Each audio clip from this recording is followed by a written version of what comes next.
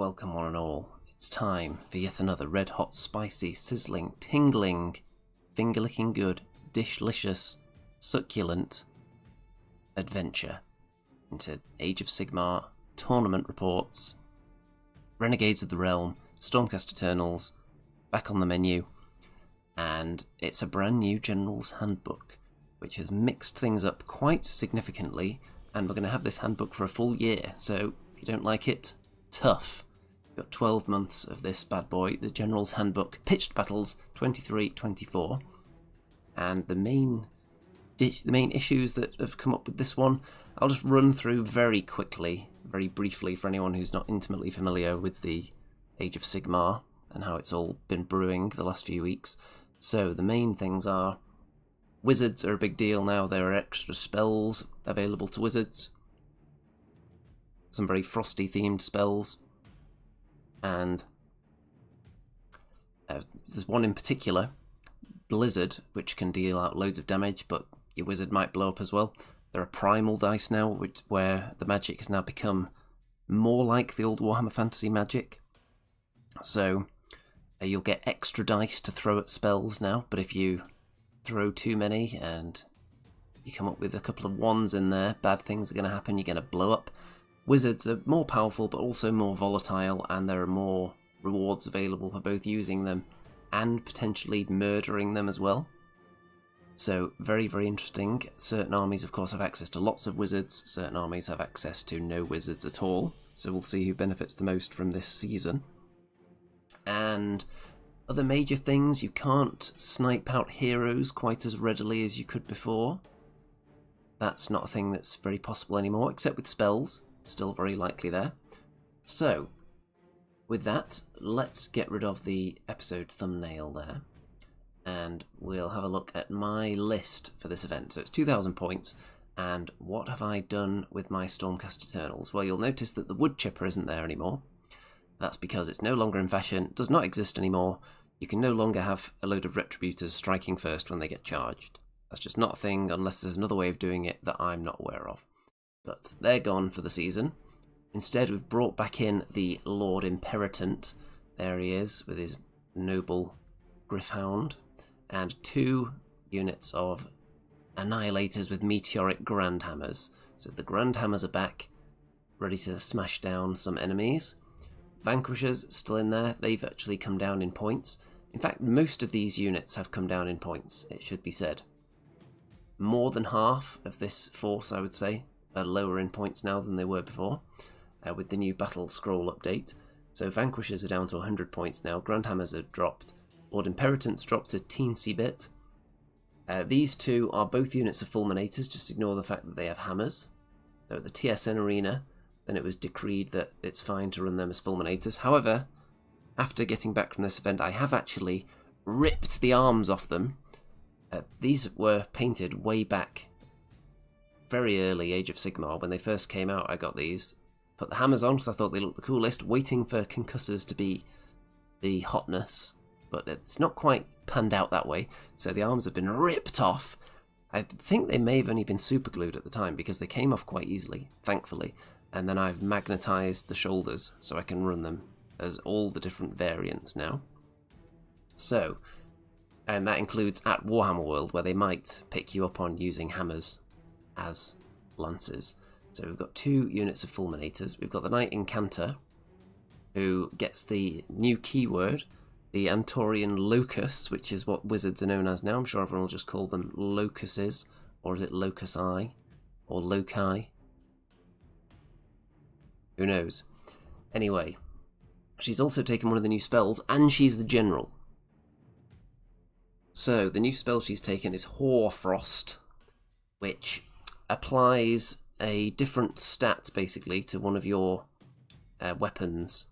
So you can either change the rend, or the hit, or the wound to the result of a D3. So obviously if you roll high, you'd probably want to change your rend, as long as it's not already stupendously high. If you roll low, you'd probably want to go with the hit or wound, depending what you already thrive at. And of course you can't really hit on a 1, but if you get yourself hitting on a 1, that kind of just makes you immune to having a -1 put on you, really. Because they'd just be putting you back to your standard roll. So, interesting spell. We'll see if I actually get to use it very much. I've also given her Mirror Shield. Now, you may think that the stocks of Mirror Shield have just plummeted in this new handbook where heroes are more difficult to snipe, but it does require you being close to certain units that have certain number of models in them, and that's not going to happen in this game. She's mostly going to be out on her own or hanging around with just 2 Fulminators. So I think under those circumstances she could still be sniped. So Mirror Shield just to stop her being shot to death.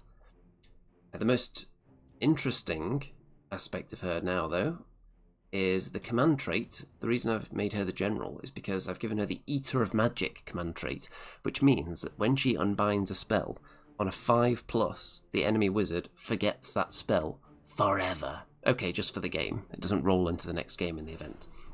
But the enemy wizard will forget the spell, and she of course has the once per game auto unbind, which I thought was quite a nice combo there. So it might make enemy wizards hesitant to use their spells when she's around, maybe. We'll see if that pans out. We've got Bastian. Big Bad Bastian is back. He's one of the few units that hasn't had a point reduction, which is odd because he's definitely too expensive, but he's fun, he's cool, he's Bastian, and he's in there, and he does have lots of cool abilities. One that synergizes quite well, actually, with the Knight Incanter is his ability to redeploy or to reset up D3 units after the turn order has been decided, but before the first turn begins, because at that point you know if you're going first or second. And there's one of the battle tactics that requires you to cast a spell successfully and have no spells be unbound that turn to succeed with a battle tactic. So, because this army is 10 drops, I'm very rarely going to be getting the choice of going first or second. So if my opponent says, okay, you're going first, I'll say, okay, I'm going first, now I'll roll a d3 and see how many units Bastian can switch around. And it's going to be at least 1. So the Knight Incanter will be a good candidate for that, because when you don't know if you're going first or second, you probably want her within 30 of the enemy, so she could maybe unbind a spell if they attempt to use it right at the start of the game, and to deny that battle tactic. If the opponent makes you go first, then Bastian of course can redeploy her to outside of 30, and then she'll be able to cast a spell without the possibility of the enemy unbinding it for that battle tactic at the start of the game. So, little interesting bit there. Of course, long strikes are other units that could benefit from being set up in a different position, and that allows you to put them kind of more freely in a position where they can shoot, and if you're going second and you don't want them there anymore, you want them to hide, then you can do that as well. So you can see the long strikes from there. Just the 1 unit. I'm not sure I can justify 2 units of them anymore now that they can't snipe enemy heroes, because they don't do a huge amount of damage, but they do precision quality damage, mortal wounds, and then Ren 2 as well. So they want to be shooting heroes, but they're not going to do that as often anymore. I have taken Thunderbolt Volley though, so they can shoot once per game in the hero phase, which is really, you get the most value out of it when you're only taking 1 unit, assuming you actually get to use it and don't get them killed first, because you're doubling your long strike shooting output for that round then, whereas if you take multiple units, still only one of them is going to benefit from that. I've also got Call for Aid, so the Vanquishers, first time that they are murdered, they can come back to life, assuming I've got a command point and a hero, and that hero is allowed to spend command points in that turn, which is not always guaranteed anymore, because not only is there monstrous rampages, you can roar a hero, there is the very cheap, accessible Geminids spell now, which prevents units from issuing or receiving commands. So that can be quite dangerous if you're thinking about bringing back a unit that requires a command to be issued. So I'm usually swimming in command points with this list because the Imperator gets a free 1 per turn, Bastian gets a free 1 per turn, and there's no range on Bastions, so he can just cast it or use it anywhere he wants, including at the Chariot that's not elite, so it can't issue commands on itself. The Chariot very much likes having Bastian around. So if you're going to build a list around Bastian, then you want to put in units who have some kind of weakness that can be kind of minimised by Bastian's presence. So the Chariot is definitely one that benefits from him being around, as does the Incanto with the ability to reset up at the start of the game. I can keep up to 5 of my units in the heavens, having 10 in total, so it's always going to be the 2 Annihilator units. Probably the Imperator, because they can come down 7 inches away rather than 9, one of them per turn when the Imperator is on the battlefield, so if he comes down just before them, and one of them can come in, and I don't want him to die before the Annihilators are in, otherwise he's in a big waste of points. And occasionally I might put the long strikes up in the sky, if there's some way for the enemy to target them very easily if they get the first turn. Might not want them there, I might want to save them and try and get a double turn with them where the enemy can't strike back at them. So, we've got some fun units in there. It's very all over the place. I'm going to be zapping down onto the table in different spots. I don't have a Lord Relictor, so I'm not going to be actually teleporting once I'm down on the table, but the one trick I do have for extra movement later on is getting the Vanquishers killed and then bringing in a fresh unit in a different spot near a hero, which if people don't watch out for can take objectives off them. So, there are a whole load of new missions, new battle tactics, new grand strategies, and in fact grand strategy is one thing that I need to mention as well, because in the Age of Sigmar app it's not very clear which grand strategies are current and which ones are for the previous handbook, because some of them from the handbook even before this one, and before the last one, I think they say archived next to them. And you think that would be a pretty clear way of showing which book they're for, or even just in brackets after it, this is for GHB, and then the number. However, they do not say that, so I ended up picking a grand strategy that no longer exists, which is take what's theirs. So that one's gone. So after a couple of games, and we discover that actually that doesn't exist anymore, I switch for one of the new grand strategies, which requires me to keep my general, who is a locus, alive at the end of the game, which is the Incantor. And I'm not sure I would build a list that relies on the Knight Incantor staying alive to get my grand strategy. I don't know if that would be a good move in general, but that was one that I just looked down the list quickly and just picked one, because it's feasible with my list. He could theoretically stay alive, so it is possible. So the first mission is the Frigid Zephyr. So what's interesting about this one? Because the scoring is straightforward. You've got these 3 objectives, and it's just standard: a point if you hold 1 objective, a point if you hold 2 objectives, and a point if you hold more objectives than your opponent. The interesting thing about this scenario is the Ferocious Squall, which means that at the start of the game, units can't fly, and units are not visible to each other more than 12 inches apart. And then at some point during the game, that squall will be lifted. It becomes more likely on each turn that it will be lifted, so eventually it will lift and units can start flying. But I'm not too affected by this. The only unit of mine that really cares is the long strikes, and they don't have to start on the table. So it's a unit that I'm not going to lose a lot of utility from if I keep them off the table at the start. And whether I wait until the squall is lifted or whether I just bring them down 12 inches away if there's a good opportunity, then they're not going to be too bothered about that. I don't have anything that flies, so not a big deal for me. Let's see if it's going to be a big deal for my opponent. Oh, by the way, at the TSN Arena we've got these nice handy little cards now to show you where the terrain should be placed for this mission, which is nice. And what's this? Against a Stormcast army with loads of wings, surely they're going to be flying. Surely they're going to hate not being able to fly for maybe half the game, and you'd be right to think that. So, let's go through this list, shall we? Just cracking it open here. So, oh, by the way, if it wasn't apparent, my army is Hammers of Sigmar, which is why I'm able to use the 2 Fulminator units as battle line, which also means that I get a 6-up ward save when wholly within 12 inches of an objective. Or Bastian gets his 4-up ward save all the time. But actually, a lot of armies do have ways to shut down ward saves now, so we'll see. If anyone's watching this live, by the way, feel free to comment along, especially if you spot anything, any mistakes. You know how much I love dealing with my own mistakes on live streams. So, what has my opponent brought to the table with the Stormcast Eternals? It's also a Hammers of Sigmar army, which I think is taken entirely for that ward save because there are no Dracothian Guard units in it. And let's see. The leader is a Lord Arcanum on Griff Charger with Celestial Blades, and I think he is down there. Celestial Blades, of course, boosts the combat ability of a unit. There is a Lord Imperatant as well, and I think he is off the table possibly. Let's find out. We can see my lovely layout there, but I'll go through deployment shortly. think the Lord Imperator is off the table.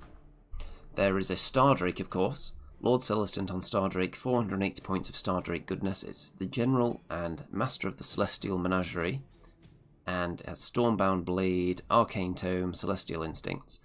So it's just a pretty fighty and potentially shooty, but maybe not on this particular battle plan with the reduced range at the start of the game and not being able to fly. So it's not quite as powerful as it would usually be, the old Stardrake, but it is still a threat. Then we've got 2 units of 5 Sequitors, who, as far as I can see, the main reason you would want to take Sequitors now is I think their special ability denies the enemy the ability to bring models back to life in a unit if it's within 3 of them. So obviously Rally wouldn't be affected because you can't be within 3 of the enemy to do that anyway, but some of the death armies, for example, have ways to bring models back into combat. And I'm going to assume, I seem to remember Skaven being able to do that as well. So I think that would be a reason to maybe take these guys, other than them just looking cool because they've got the cloaks. And there are 2 units of 2 Stormdrake Guard, which you saw over here. And they all have the lances, so they do extra damage on the charge. The difference between the lances and the swords, it's not wildly significant actually. I was looking at their scrolls because I don't have any. And a lot of the damage is coming from the actual dragons themselves in combat. I think their stats are like twice as many attacks as a Dracoth and identical stats apart from that. So it's like 2 Dracoths you're riding on basically, and their shooting attack isn't far off that either. So the guy on the back doesn't actually contribute as much comparatively. But the lances do give you extra rend and extra damage on the charge. It's not as much damage as, say, a Fulminator, but it's still significant, and of course you're faster than Fulminator and you can fly, and you've got other inbuilt abilities as well with these guys, so they can ignore spell effects on a 4+, which is nice.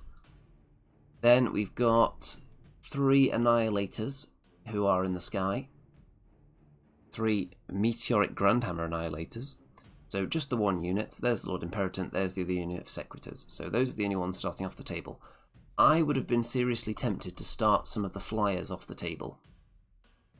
I know it doesn't affect their speed not being able to fly, but it does affect their manoeuvrability, because if you look at this wide shot, there are some pretty big pieces of terrain they have to get round, and they can't fly over them, so it kind of does slow them down. So I would have definitely been tempted to hold some of them back in reserve. I can understand not doing that, because if you can get them to, let's say, here, and you've got a pretty big area you can potentially charge into there, and you're faster than all my units apart from the chariot. So you may be able to get charges off, but I think to get the most out of them, early game you're not going to, I would say. So yeah, it's hard to say because they are the bulk of the power of the army, all the flying units, so you can't just leave all of them out at the start of the game, surely. How confident am I feeling going into this game then?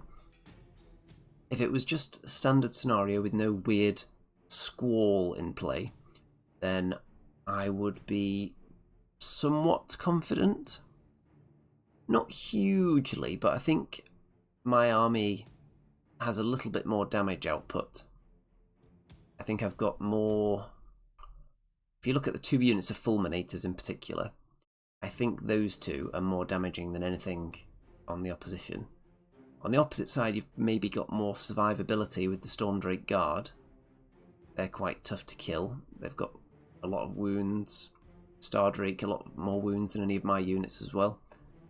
Bastian, of course, is quite survivable in the right circumstances. Sometimes he just dies immediately. Chariot, relatively survivable.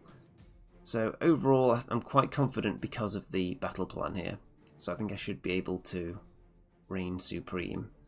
My long strikes are not on the table because obviously they're not going to have any range, and with fast units in the opposing army they would just get eaten immediately without being able to shoot. So I've spread out a bit. I've got Bastian in the middle because if someone wants to charge Bastian, he's not that scared. He can usually hold up something for a round even if he's not healing himself. With his 4-up ward, I'm confident most of those units would struggle to kill him in one go. And Fulminators and Chariot just waiting as kind of the second line. Vanquishers just going to go and dip their toe on the objective. And I've got the Knight Incanter behind Bastian to keep her a bit safe. So, is my opponent going to give me the first turn or not? Because this opposing army has the Battle Regiment, which means it's 1 drop. And let's find out. So I've got quite a lot of stuff in the sky. 2 lots of Annihilators, Long Strikes, Imperatant, and one of my units of Fulminators. And I'm more confident in them dropping down and making a 9-inch charge than I am of them getting a double turn, and that's pretty much how they're going to be able to charge the enemy otherwise, because there's so much speed over there. So I'm keeping them up for now. And in the first round, my opponent actually chooses to go first and goes for Magical Dominance, which is a battle tactic that means if you cast a spell and no other spells were unbound, you succeed. So you can see I've put extra command point on Bastian there. And Mystic Shield was cast by the Lord Arcanum, who is outside of unbind range of the Knight Incanter. And yeah, if I wanted to get her in unbind range, then she would have been immediately eaten, because she would have been right up there, close to the enemy, because the Lord Arcanum is quite far back behind the Stardrake there. So the Stardrake doesn't use any spells with the Arcane Tome, because otherwise it risks being unbound and thus auto-failing the battle tactic, because I've got an automatic unbind available to me. So Mystic Shield is cast onto the Stardrake by the Lord Arcanum. The Stormdrake Guard have moved on to this objective over here, and the Sequitors are just slowly filing through between the terrain there. The other Stormdrake Guard hanging back there behind the Stardrake, and then they all kind of come up together onto this middle objective. So on 2 of the objectives, and the Lord Imperatant drops down. Obviously the Lord Imperatant and the Annihilators are thinking, we're going to get straight in there and try and kill something. So 7 inches away, they've got the choice of whether to try and kill Bastian or the Knight Incanter. The Knight Incanter, of course, is my general and has lots of abilities. But Bastian is Bastian, and I don't know. I think those 3 Annihilators, that's the kind of unit that would definitely give Bastian some trouble if they do make the charge on him. Because on average, after charging him, you're probably going to do about 4 mortal wounds, so he's going to have taken probably 2 wounds before combat starts, and maybe another one when they land as well. So then, when you actually fight him, you wouldn't have to deal that many to kill him. They could easily get, with their -2 rend, you could see them getting 10 wounds through, which is probably enough to take him down then with his ward saves, but it's still risky. It's, you know, by no means guaranteed to kill anyone with a 4-up ward save, so it might be the easier choice to go for the Knight Incanter. But of course you leave yourself open to a countercharge, and you're sacrificing a 230, 220 point unit for a 120 point wizard. So they do decide to go for the Knight Incanter in the end, and they're going to murder her easily, and yep, she's dead. So my general's dead, but looking at the trade-off, I'm not that concerned. So 5 points scored, because my opponent is on a couple of objectives, and not much I can do about it. So my turn, you can see I've immediately brought down Annihilators behind the Stormdrake Guard, charged in there, done loads of damage, and it's going quite well there. The Annihilators do lose some bodies in retaliation though, but one's dead and one's on 7 wounds, so I think that's wounds taken as well, so it's not long for this world, hopefully. The enemy Annihilators that killed the Knight Incanter, I initially shoot them with both units of Fulminators, Dracodian Breath, and then I make the charges, including the 9-inch charge from the unit that just came down from the sky, which is nice. So, surrounded, they're definitely going to get eaten by the Fulminators, and the Lord Imperatant I've charged with Bastian. I don't want to tangle with the Stardrake just yet, because I might get the double turn, and then I can start dealing with things en masse. I want to pick things off for the most part right now, just in case I get the next turn I can then send in multiple units into the Stardrake at once. So I've killed the Annihilators, but one of my Fulminators is dead. I don't quite manage to kill the Lord Imperatant, because I think he's got his ward save from being on the objective. And the last of my Annihilators is killed off by the final Stormdrake Guard there, but he's not very healthy looking. And I kill the Annihilators. Bastian takes a couple of wounds as well. So, in this situation, I've still got a lot of stuff in the sky. I've got 1 unit of Annihilators, and I've also got the Long Strikes. So, if the enemy goes next, obviously things can converge on Bastian, but he's only one model. And if they're ignoring everyone else, that means I've got fulminators here ready to counter-strike. So we'll see. You can also see I've pushed onto that objective as well. So I've only got the one objective. In fact, I'm not even sure I've got that, because I think that's worth 2 and I've only got 2 models on it. So I think I've not taken any objectives, so I've only got my battle tactic to score this round, which is why I've only got the 2 points. There we go, because I used reprisal battle tactic, which is kill the unit that killed your general earlier in the battle, which is obviously a new one. And the Annihilators killed my general, so they're just leaving themselves open to reprisal. My opponent does get the next turn though, and I'm already behind now, but I'm not that concerned because I don't want to pile into the Star Drake and try and take the objectives back yet. I'm just going to concentrate on killing things for now. My opponent goes for Surround and Destroy, which is another new one. Pick 3 different friendly units on the battlefield. Complete this battle tactic if each one of those units is wholly within 6 inches of a different battlefield edge and 2 or more of those units are wholly outside your territory. So you kind of sacrifice killing things sometimes if you want to use this one. And in this situation, I think it's kind of a passive battle tactic to use, and you'll see why I say that in a minute. So, I put Finest Hour on Bastian, because I assume everyone's just going to throw themselves at him, because he's right there in the middle. And Star Drake gets a Mystic Shield played on it again. So this Storm Drake Guard, it goes to complete the battle tactic, but it means it's not going to try and kill any of this stuff. And the Star Drake goes off this way though, so maybe that's going to go and try and tie up the chariot. And these 2 Storm Drake Guard are going to go for Bastian. But I don't know if that battle tactic is what's required here, because I think if you're going to go next, you could be facing a double turn from me after this, with long strikes dropping in. So I don't know if maybe this Storm Drake Guard would have been better off just steaming in and trying to just clear out this whole area right now. Because you're going to get hit by fulminators next turn regardless, even if you're here, so you might as well take something down first. Maybe there just wasn't a good battle tactic available, but I'm sure there is, because there's one... Let's see, there's at least one that's charging, a hero and a battle line unit. Where are the battle line units?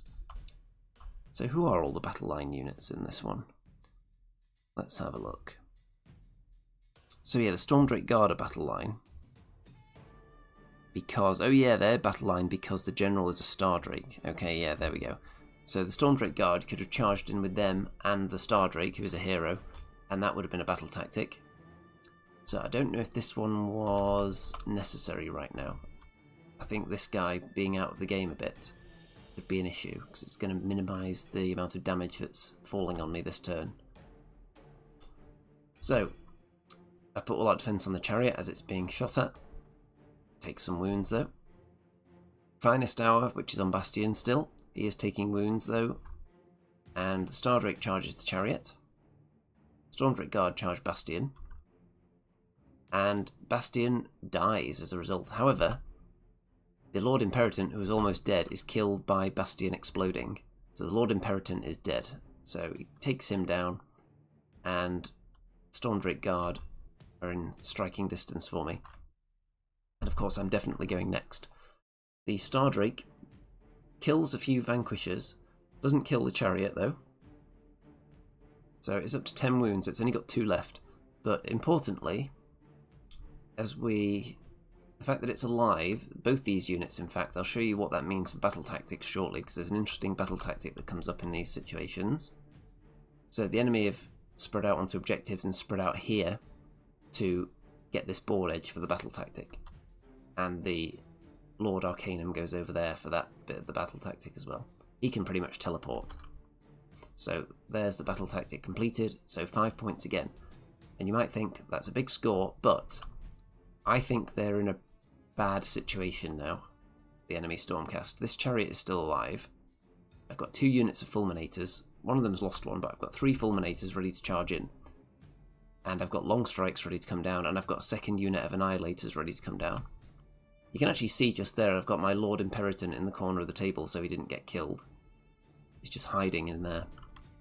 So, I've got a lot of stuff to come down, and you can see on my turn, immediately I've got the annihilators in there, and a fulminator steaming in to this Stormdrake Guard. They've made it in there and they're kicking butt. And the other 2 Fulminators have gone after the Stardrake. The Chariot and the Vanquishers have retreated from combat. And there is a battle tactic now that says if you retreat with 2 units and you make charges with 2 different units, then that is the battle tactic. So if you're tying things up in combat now, you are leaving yourself open to that tactic being used against you if you're not finishing off units. So I've managed to kill the Stormdrake Guard in the middle, managed to kill the Stardrake, and this is pretty much what I assumed was going to happen, because the Annihilators made their charge, the Long Strikes came down, fired into the Stardrake, and then all those charges going in, it's just too much, and they've pretty much crumbled the enemy Stormcast now. They don't have they're survivable, but not against Fulminators and Long Strikes and Annihilators. Those are some very killy units.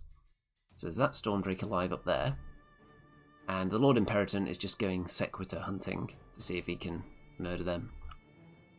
So yeah, it's called Bait the Trap, that battle tactic, so I was able to score it, but I'm not scoring big on the objectives yet. So that's going to come though, because obviously I've wiped out most of the opposing army now.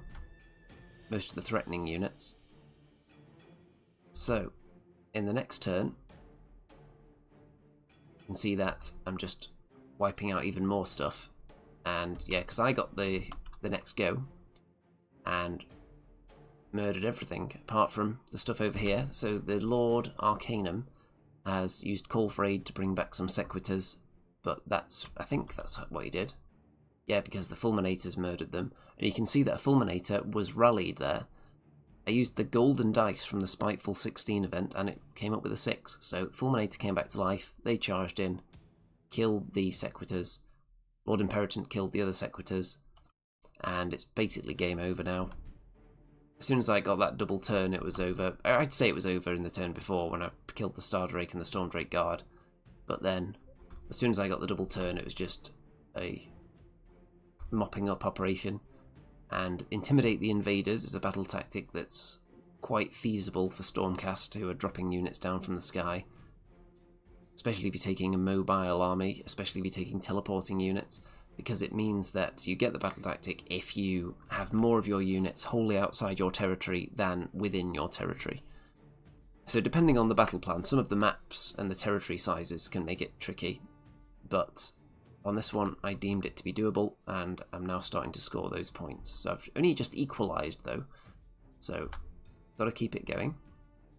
In my opponent's turn, he goes for Intimidate the Invaders, so the same one I just had, so get more units out of the territory. And all they do is run down here and teleport into the corner. And that's it, just for the battle tactic, to get 2 points. Take the lead again. But then, as soon as round 4 begins, you're going to get minced by Fulminators. And I think the Lord Imperator does actually get killed by those Sequitors, but it's not really changing anything about the game now. See, Lord Arcanum's dead, and I've got all this on the objectives now, so it's not going to take long to finish them off. So another 5 points, and just peeling away now into the lead. The enemy can't really do much, try and kill some Fulminators, but that's about it. And yeah, they don't even have that objective anymore because the Fulminators took it last turn. So I suppose they could have scored a point if they had gone onto the objective.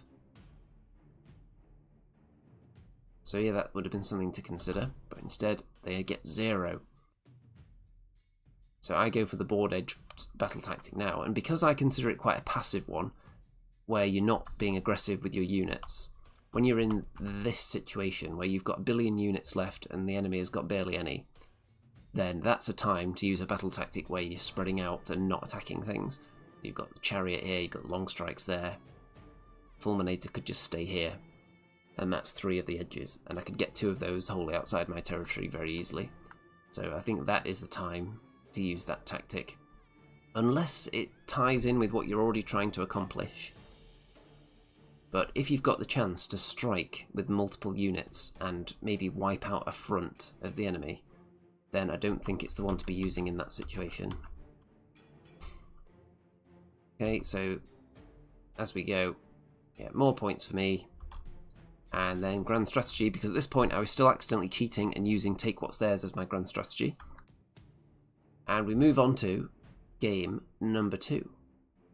So, thoughts overall on that. The enemy Stormcast were heavily hindered by not being able to fly and not being able to shoot with the Star Drake early on because of its limited range. And I wasn't particularly hurt because I didn't have any flyers, so it didn't affect me too much, and the long strikes just stayed in the air. And then they popped down later once the squall was lifted.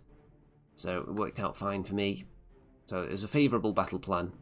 And I think overall my army has probably got slightly more competitive choices in it. Bastian definitely isn't one of them. He's the one thing that I would say is definitely not competitive about my list, but I think overall my list is slightly killier than the enemy one. So, on to no reward without risk. Now, the way this one works, you've got 5 objectives. It's standard scoring, so 1 if you score 1, 1 if you score 2, and another 1 if you score more than your opponents. And there is a feedback overload. So, the weird aspect of this scenario is that when a wizard is killed on a 4+, they explode and do damage to nearby units. And the more wounds they have, the bigger the radius of that explosion. So, look at that. That is a lot of gits. Phew. Okay, so there is a unit of 60 gits right there with bows. I'm just going to pull up the list now, so I don't give you any incorrect information about this list. So, it is the Bad Snatchers. They have a grand strategy of chasing the moon, which I think is where they have to all be under the bad moon at the end of the game. And the leader is Scragrot, the Loon King, who is 230 points and has the Hand of Gork. He is, I think he's down here somewhere, but we'll get to the close-ups in a minute. There is a Fungoid Cave Shaman with Merciless Blizzard, which is the very powerful spell, but you have to be close to the enemy to use it. You can't cast it through a spell portal or anything, you have to be right in there. And it can do 4d6 mortal wounds though, but every 1 you roll does d3 mortal wounds to you. So it's really one for expendable, cheap wizards, which of course goblins certainly have. And yeah, so Merciless Blizzard, and that one is the general as well. There is a Loon Boss, there's a Web Spinner Shaman, and there is a, I'm not sure which wizard it is that has the teleportation spell, but there is the ability to teleport a unit. I think that's Hand of Gork, isn't it? Yeah, so that'll be Scragrot that has that. So there are 60 Moon Clan shooters, which is that outrageous unit there. There are 40 Moon Clan stabbers, and there are 20 Moon Clan stabbers. So let's have a look. Let's see, what's the exact makeup of this? So there's some stabbers there. That's got to be the 20. There's the 60. There's the 40. So, of course, that is 120 regular goblin infantry. Yikes. And that's not everything, though. There are 10 Loon Smasher fanatics. There's Gobapalooza, which is a spellcasting combo of 5 goblins. There are 6 Sneaky Snufflers, who I think dish out buffs to nearby units. There are 5 Spore Splatter fanatics, which are back here. The 10 Loon Smasher fanatics conceal themselves within a unit, and then they can pop out in combat. So they can do some good damage. There are 3 endless spells. There's the Ethervoid Pendulum, there's the Suffocating Gravetide, and there's the Geminids, which is the one that prevents the issuing or receiving of commands. John F says, so many gobbos. Yes, it is a lot, and my first thought was, we are probably not going to finish this game on time. Because having played many a game against Mr. Remington and his gits, not only do they have quite complicated rules, in that you've got, first of all, you've got the bad moon that moves throughout the game and gives you different effects in different parts of the table. You've got different overlapping auras and buffs going on to some extent, not as bad as some other armies. And then you've also got this many models to push around. So unless you've got a broom, or you've got one of those tools that they use in casinos to push the chips around, then it's going to take a while. Some of these goblins are on trays, so that are magnetised, like 10 of them together, but then when they get into combat or go through any tricky a bit of terrain, you have to take them off the tray anyway. so it doesn't save that much time. So it's just a lot of goblins, and I can't foresee this game finishing on time, but my opponent did want to use the chess clock just to keep an eye on his own time. But it wasn't a legally binding chess clock. The game isn't over when it runs out. Just go by the whims of the TO and the TO team. In fact, there were several people involved in the running of this event. I think this game was actually being live streamed as well. One of several games that were being streamed at the same time on the, I assume it's on the TSN Sport Network, I think it's called. Yeah, rather than, yeah, I think his personal one, it's the Honest Wargamer on Twitch, and then the other Twitch is the TSN Network, something like that, but I think that's where he just streams the games, so I assume it's on there. But how am I going to deal with this horrible mess of goblins? Surely it's going to be difficult to score points against them because they're just going to flood the objectives with numbers, tie you up in combat, and they can actually become quite good at fighting as well, these goblins. If you look at, for example, the... Let's see, who's got the Hoarfrost spell? That is the Gobberpalooza. So that's the one that changes the rend, the hit, or wound roll. So for something like a goblin that is terrible at doing everything, whatever you roll, you're going to be able to give it some good stats. And with the other buffs as well. Going to be very interesting. They're all, some of these units are also worth more on objectives when, or they can contest objectives from further away, should I say, when they have certain numbers of models in the units. All kind of madness like this going on. So I just don't know how I'm going to deal with all this. Put my chariot on the front line. Fulminators, I'm not worried about speed from the opposing army this time. Long strikes, not too worried about being shot at because the enemy's shooting is far less range. I've put the Knight Incanter back here so that I can use the first turn battle tactic to cast a spell and not have any unbound. But I think I've put her a bit too far, and you'll see why in a bit. Off the table I've got the Annihilators and the Vanquishers. So I don't feel the need to put a lot of things off the table in this game. And you can see I get straight in there, so I'm given the first turn. I do get the battle tactic, by the way, with the Knight Incanter to cast Mystic Shield. I think she ends up casting it on herself because no one else is close enough. And I do have to use a primal dice to cast it, though. So I think I rolled a 3 to cast. And if you roll 2 1s, then you might blow up. And that, I threw a primal dice in there, and if that one had turned up with a 1, then that counts as a miscast, so you can potentially blow up from a primal miscast then. So it was risky, but I managed to pull it off and got the battle tactic. I just throw Bastian and the chariot in. When I reposition units at the start, I position Bastian and the chariot actually closer to the enemy than they were, because I wanted to just get in there and start killing things as soon as possible. Just wipe out units, not give them a chance to rally, and yeah, that's the plan. I don't have anything to destroy the shrine with, unfortunately, so I can't stop the units coming back to life afterwards at half strength. But I can start killing them, because so many bodies to get through, I just didn't want to waste any time, wanted to get straight in there. So I do get 5 points for the round, completed the battle tactic of Magical Dominance, and my opponent then goes for Surround and Destroy, which is the 3 different table edge one, which is probably fine for this army because they can teleport a unit with the Hand of Gork, and the Knight Incanter is too far away to unbind at the moment. So I put Finest Hour on Bastian because I'm assuming he's going to come under attack. So my opponent teleports a unit of 40 goblins down here. There's just enough space to squeeze them into that wedge there, 9 away from my units. And that means they're going to hold this table edge for the purposes of the battle tactic. And look at that, there's just so much stuff there. There's Scragrot, there are the wizards. So the one issue with the wizards, if they were to blow up, they can potentially blow up the wizard next to them on this mission, which would be fun, but I can't really snipe them because they're always going to be around these goblins, so I can't target them with shooting.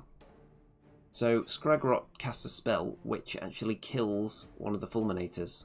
There's 6 mortal wounds, and I don't make any ward saves, so dead.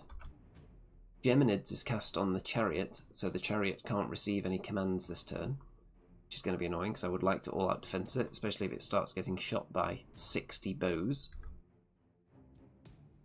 And Hoarfrost is played on them as well. So at this point, I think my opponent is pondering just throwing them into combat. And so they're spreading out a bit, but they don't want to leave too much space at the back for my Annihilators to land in, because they don't get the wizards killed. But I think they have left enough space though. They need 7 inches. And they start spreading out and shooting. I end up putting all out defense on this unit actually, because I think some of them target down here. And then they charge in. So they charge in across multiple fronts, which is, with a unit this size, that's probably a way to get more of them in combat, but they don't want Bastian going after them probably, because they're not getting too close to him. Even though he will be able to, because he can pile into like here, because he's still going not further away from this enemy unit. So if he ends up here, he can still hit them, because he's got a 2-inch range to play with. But when you see a long line like this, one of the tactics for potentially limiting their attacks is to engage each end of it, because then they can't leave a big gap in the middle to pile in, because you're not allowed to create a big space like that. So if I was doing the charges here at each end, I would think, yeah, that's a good way to stop them all piling in. But because the unit is so vast and deep, there's no way they would have all been able to pile into one unit anyway. So spreading them out that wide probably actually gets more of them into combat in this specific situation. So the Vanquishers don't mind this at all though, because they get loads of bonus attacks when they're fighting massive units. So this is their perfect time to shine. But they have lost 2 so far. The Chariot is going to take some wounds as well. And Bastian, I think I put all out attack on Bastian to make sure he could whomp as many goblins as possible. And you can see the Fanatics have been deployed from the unit that was here. So they've popped out and they're going to try and hit the Chariot and Bastian. My opponent is able to score 4 points, so 1 less than me, because my opponent was not able to hold more objectives than me, because I just rushed in there first and made sure the battle was taking place here rather than on the centre. If the battle's taking place here, I'm not going to have the numbers to hold the objectives, so the fact that I've got it happening here, with my units holding the objectives behind the main battle, means that I've got the objective advantage for now. We'll see if that lasts against all these thousands of goblins though. So, situation going into the second round.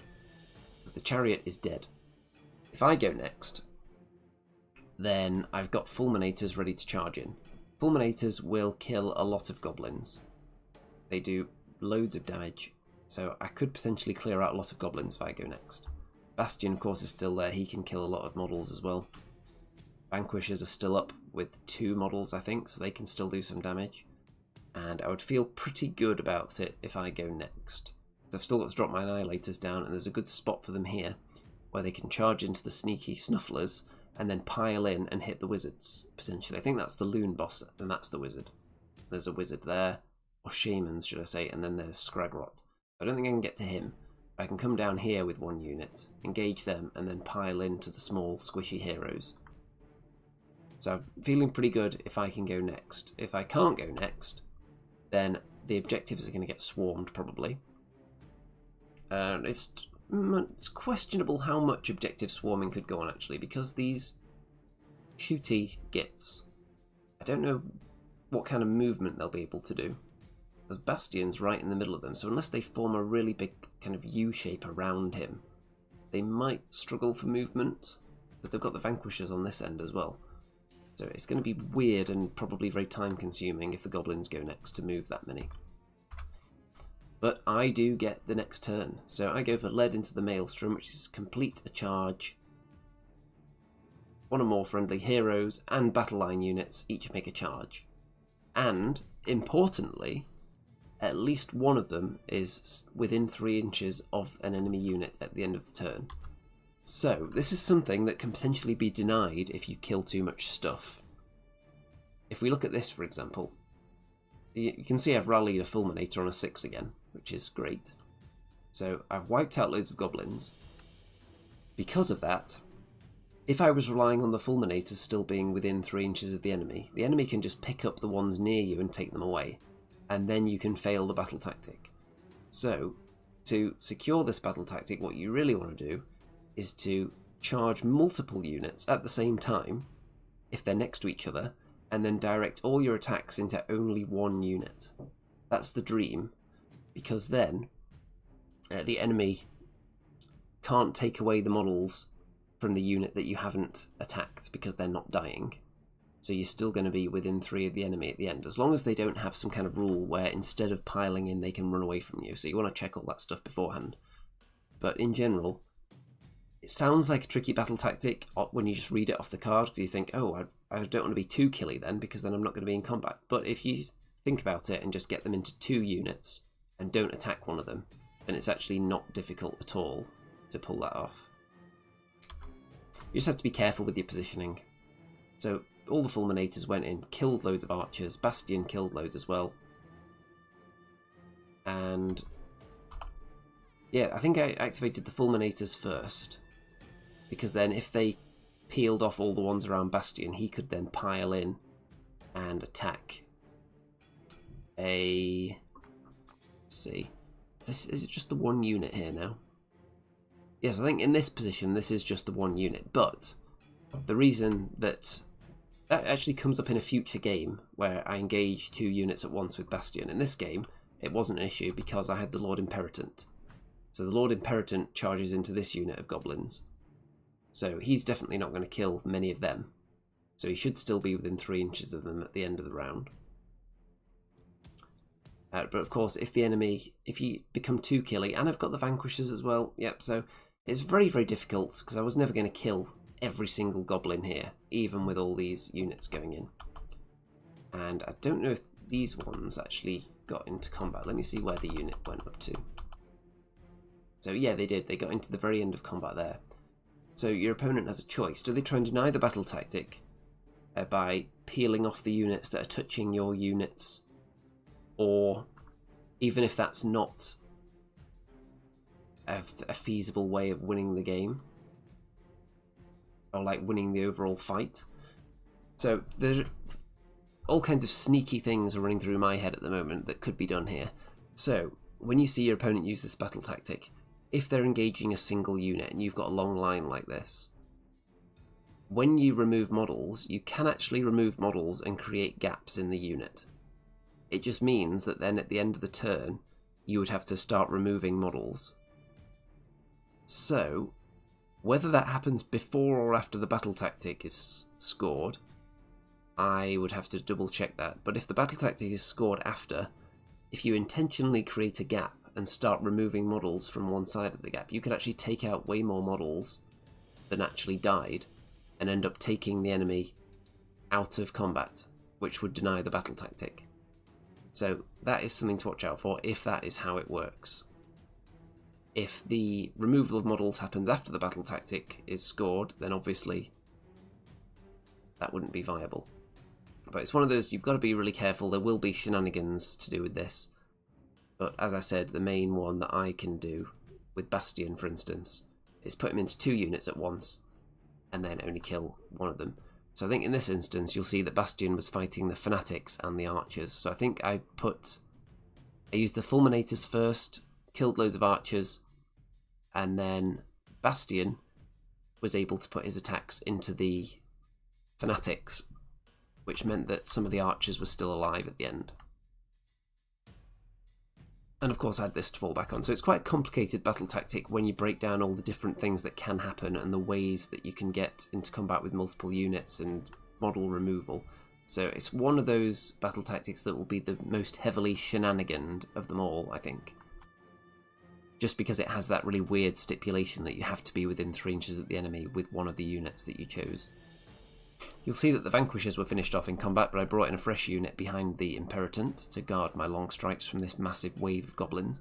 The one thing that's notable about these goblin units, by the way, is that they all have nets, so they're all, I think, -1 to hit if they have nets in the unit, so that's very difficult to deal with. My Annihilators do come in, though, and the plan worked quite well. We've killed the Loon Boss, put wounds on the Shaman, and most of the Sneaky Snufflers are dead. So it's looking quite healthy at the moment. Imperatant's surrounded, but he's fine with that. So we're going to go into Goblin turn 2 shortly, but I've scored 5 again. So what are the Gits going to do about this situation? In terms of killy, they don't really have much to kill me with, so really they want to try and just weasel their way to scoring points. This unit can score within 9 of an objective, so they're going to move away from the Lord Imperator and just take this objective off me, which is a good way to score. And that's what they should be doing at the moment, because they're not going to outkill this lot, really, with the amount of death that they've suffered already. So, they play Magical Mayhem, which is a battle tactic that requires you to kill a specific unit with magic, so a spell or the effects of an endless spell, and he chooses the Annihilators. So the Annihilators are taking spell damage. You can see they've got one model left at this point. And then Scragrot as well has got a spell, and they're dead. So battle tactic accomplished. And this Fulminator has taken some wounds, I think, from the Pendulum. So these ones have run away from Bastian. The Fanatics, the other Fanatics, not the ones that came out of the unit, these ones are just lurking around the back. And the Wizards, the Wizard and the Loon Boss, that's the Snuffler actually, the remaining Snuffler, because I killed the Loon Boss. And there's Scragrot, there's the Gobblepalooza. So they're kind of trying to take objectives off me right now, as they should be. So there's enough of these within 9 to deprive me of that objective now. I did think about redeploying the Lord Imperator to try and get him on the objective, but my opponent was able to get enough goblins there so that it wouldn't have mattered either way. And just tagging objectives, just scoring, which is the right thing to do because you're not going to get through this. And they might get a double turn and be able to just sit there and score 5 points again. But you will notice they do actually decide to charge back into Bastian. And I'm not entirely sure it's what I would have done, but it does mean that they can do this. Form a line and protect these wizards from Fulminators. And in fact, the Gobblepalooza have gone into these Fulminators as well and killed one of them. And then they actually finish off the unit. And Bastian does obviously womp some of the goblins, but there's still a solid line there defending the wizards. And they obviously still have the objective. So, I'm a point up. Who's going to get the next turn? Because it's an interesting situation. I've got a lot of killing power left. I've still got a unit of Annihilators to come down. Bastian and the Fulminators are still up. Long Strikes are still up. So if I go next, I'm confident I can do some serious damage. If I don't go next, the Goblins, it depends how their spells go, I suppose, because I think the Knight Incanter is in unbind range now of some of the wizards, so she might actually be able to start helping. And the Goblins get the next round. So at this point, we were told, I think there was like 25 minutes left, but because the Goblin turns were taking so long because there's so many of them, we were running down the time rather rapidly. So I turned Bastian into an unbind bro for the turn with the heroic action, so that he can help out and try and stop the onslaught of spells. And you can see Geminids has been put onto the Fulminators, so I can't do any commands with them, or receive commands either. These goblins are staying out of combat still, just spreading out, so even more of them are within 9 of the objective, which is what's required for them at the moment. And yeah, they're not being too aggressive. And they actually decide to put the Geminids on Bastian in the end. And the Gobblepalooza are going after the Fulminators, see if they can follow up from last time. These goblins do actually charge the Vanquishers, but only just on the end there, so I'm not going to be able to get all of them in to retaliate. And the Gobblepalooza do some wounds, and they kill a full Fulminator, and then they lose quite a few in retaliation though. So the goblins are doing alright now. That double turn's definitely helped them. I'm still feeling quite good about it though. So the Vanquishers managed to clear out a few goblins, but it's not enough to take the objective, so the goblins are still scoring 5 points. And we're going into my next turn, and the time is practically up in the round at this point. So all we're doing is just the important things in my turn. As I think my opponent actually did a few things that probably weren't very important, like trying to shoot down Bastian when he clearly wasn't going to die. So that killed a bit of time. But into my turn. So I go for Intimidate the Invaders. So definitely going to complete that. More units of mine wholly outside of my territory than within. So I just get everyone out of my territory, or enough units at least. And Bastian is going to be fighting them. I drop in some Annihilators back here, but they actually fail their charge, which would have murdered all of those guys pretty much. Fail their rerollable 7-inch charge, which is not very nice. And then Long Strikes have moved up so they can start shooting things, because I think some of the enemies are viable shooting targets now. And at this point, once I've scored 5, the game is actually over, because we don't have time to do any more rounds, and the last Goblin turn took a very long time. In fact, all of them did really, but there's so many models, I can understand why Rem takes so long and never finishes a game. So we had to have the judges over, really, to decide how the game ends, because we couldn't really roll any more dice. We didn't have time to do anything else in the game, so we had to figure out what to do about it. Obviously, I'm 1 point ahead, but we haven't factored in grand strategies, and it was determined that because the game hasn't actually finished, we're just going to cut it there, and that's the score, and grand strategies will not apply because they're scored at the end of the game, and this isn't the end of the game, this is just where it has to be cut. So that means I win by 1 point, which is, obviously, if you look at the next round, priority is going to be very important. If I get it, all these units are dead. Definitely. And let's have a look, who else is dead? Not them, they're probably going to live, but all the other goblins are going to be killed. And I think it's going to be pretty straightforward for me after that. If the goblins get the next turn, however, it's very feasible the Annihilators and the last Fulminator could get killed by magic. So, yeah, these guys probably wouldn't beat me in combat, but they could definitely kill some more of my stuff. So I think it's slightly in my favour, because I think if I get the turn, it's definitely game over. If the goblins get the turn, I would say it's not 100% game over, because I think I've still got good tools to use in this game, even if they get the turn. I'm just going to lose some stuff, that's the main difference. So, that was it, game over, another win. So, John F says, fair result. Yes, I think that was fair, because I think it was leaning slightly in my favour, but only very slightly. So a very slight win is probably a fair way to do it. Right then. Next game, Spring the Trap. So, the way this one works is you have 3 objectives, and you score them in the standard way. Victory point for 1, victory point for 2, and a victory point for more.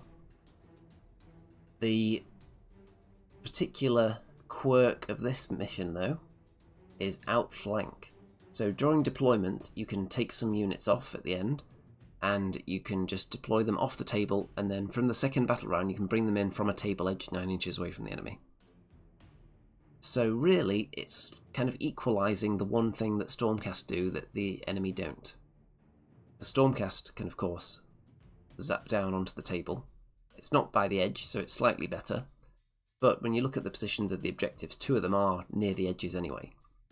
So the edges are definitely a place to be on this scenario. So what am I up against? Is it an army that can make the most of this situation? Let's find out. It is Khorne. The army that I have obviously not been complaining about their power level, as some people have. I've been complaining about their overall design the last few times I've faced them, which I'll briefly give you a rundown on now, because I've already gone into it at length in previous videos. So I think they're just poorly designed thematically, Khorne. You might think, well, they get rewarded when things die, and then they build up a tithe of blood, and then they can cash it in on rewards. Yes, that's true, but the rewards they cash it in on aren't very Khorne-y sometimes. So the main one that I think is not at all Khorne-like is the moving a unit in the enemy hero phase into combat, which might sound very Khorne-y, but the units you can use it on aren't doing that to try and kill you. It'll be used on like flesh hounds or a cheap hero. It'll just move into combat with you in your hero phase so that you can't then charge another unit. So Khorne is in fact rewarding you for not wanting to fight. And it doesn't feel like Khorne should work that way. If it was down to me, the base philosophy would have been units get individually rewarded for doing corny things. Like maybe every time a unit succeeds with a charge or kills a unit, they get a little blood token on them. And then you can cash those in. So if you're up to maybe 2 blood tokens, you can use it to add 2 to your charge. If you manage to get up to 5 blood tokens on a hero, a little foot hero, maybe you can turn them into a demon prince or something. And if you get up to 8, you can turn them into a bloodthirster. Something along those lines. You could have prayers that would earn you extra blood points that turn for your corny behaviour, and then the army as a whole would build up points that you'd use for summoning. Something like that. And then if you're not charging, then you would have those blood points taken off you. So maybe every unit starts the game with 1, and if they don't charge or at least move at full speed towards the nearest enemy, then maybe they lose the blood point. How about that? So you're actually punished for not using corny behaviour. So I think just the design of the faction is just bad. It's an interesting way to play the game. They have kind of weird tricks and control, but that shouldn't be what Khorne is about. That should have been for a different faction. I don't mind those rules existing in the game, and I think the power level of the faction is probably not as bad as some people say. But I just don't think it's Khorne. I don't understand why they applied any of these things to Khorne when it doesn't really fit the theme. So I just think it's really bad. Anyway, that's the overall complaining about Khorne out the way. Let's move on to this list. So, this is... obviously it's Khorne, but we've got a Bloodthirster right there. We've also got Scarbrand there. This is before some of the units leave the table, by the way, for the ambush. We have also got... let's see. So the interesting thing about Scarbrand is 380 points. He can make 3d6 charges. And obviously a unit that makes 3d6 charges, generally they're not going to be an ambush unit, because setting up 9 inches away from the enemy and then doing a 3d6 charge, with the potential to re-roll it as well, is a very, very high percentage chance of making that charge. So a unit that's built like that in this battle plan seems very powerful. So he can pop onto the table 9 inches away from you and then do a 3d6 charge. Very, very good. The regular Bloodthirster, let's see which one it is. It's the Bloodthirster of Unfettered Fury, and he can turn off ward saves of anyone within 3 inches of him. So Bastian, definitely in trouble, and in fact all my units, because when they're near the objectives they do get ward saves. So, in this game, this is the first game, before I saw my opponent's list, or before I knew what mission it was, I had to then go and pick a new grand strategy that was actually in the rules, and not just in the app, erroneously. So I ended up going for, I think it's called Magical Savant, which is where you have to keep your general locus alive. So, and that kind of does clash with the Khorne grand strategy, which is kill the enemy. I think it's, or kill the enemy wizards. Yeah, no wizards at the end of the game. So kill my 1 wizard, and my grand strategy is to not die with my wizard. So what else does Khorne have here?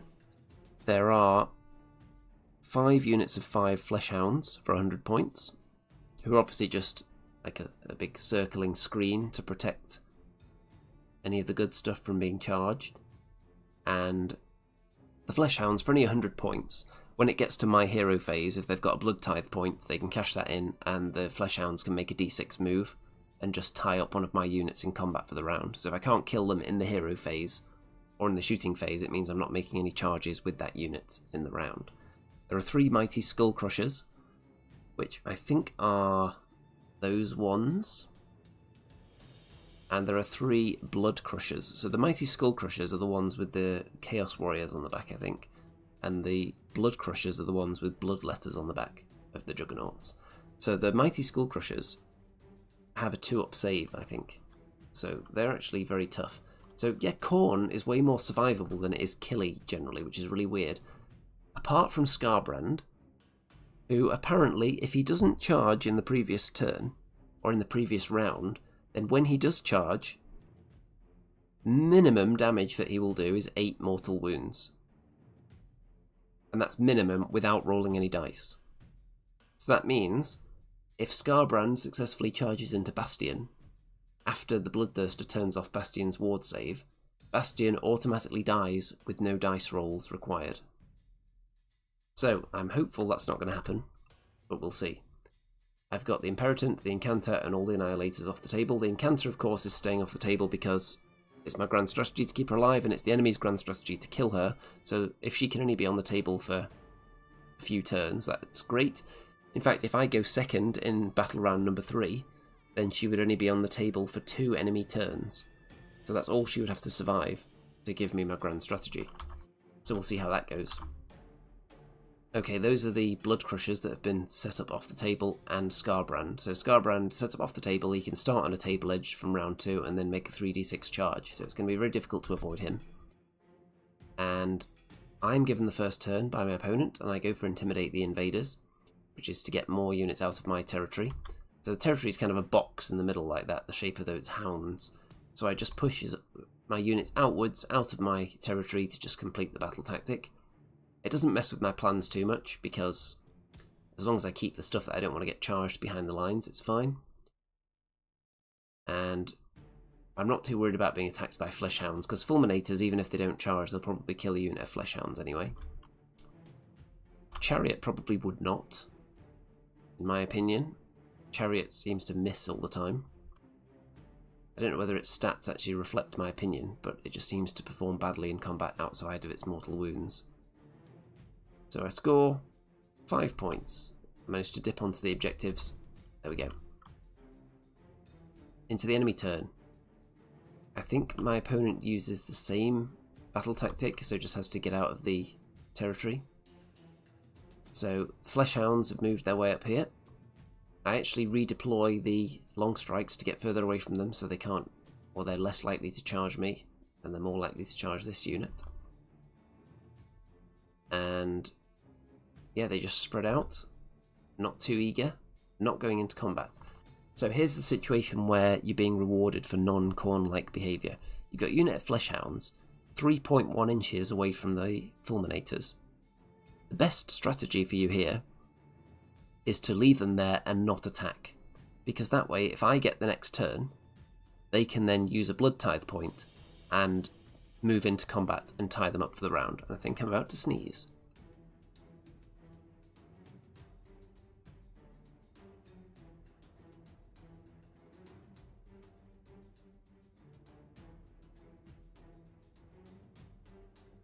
Okay, it was 2 sneezes in fact. So, I'm glad I've got that mute button there. So yeah, you're being rewarded for not attacking the enemy, and in fact waiting until their turn, and then just going and poking them in the shins and not letting them move for the turn. So yeah, I like it as a mechanic. It would be cool for somebody, just not Khorne. Makes no sense.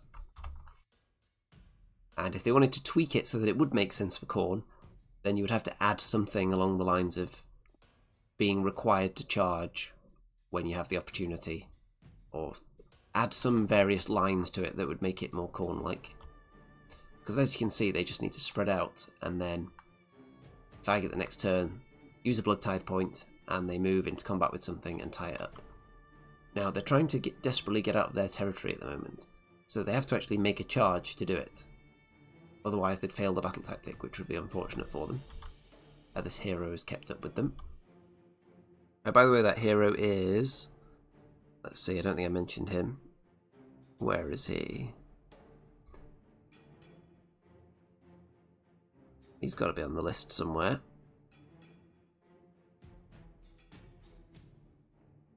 Okay, yeah, he's a Blood Master. So he's got Blood Sacrifice, where he can do mortals, I think, to himself.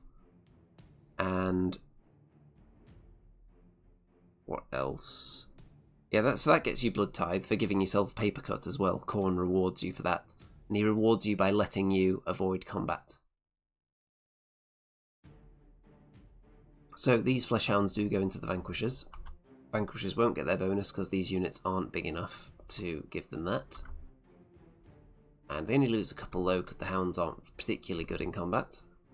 So 5 points scored for each side so far. And you can see that I've got the next round and I choose lead into the maelstrom. So that's where I do a charge with a hero and a battle line unit, and one of them has to be within 3 of the enemy at the end of the turn. So I did that with Bastian by making a charge over this way and engaging both of the Fleshhound units and putting all my attacks into this unit instead of this one.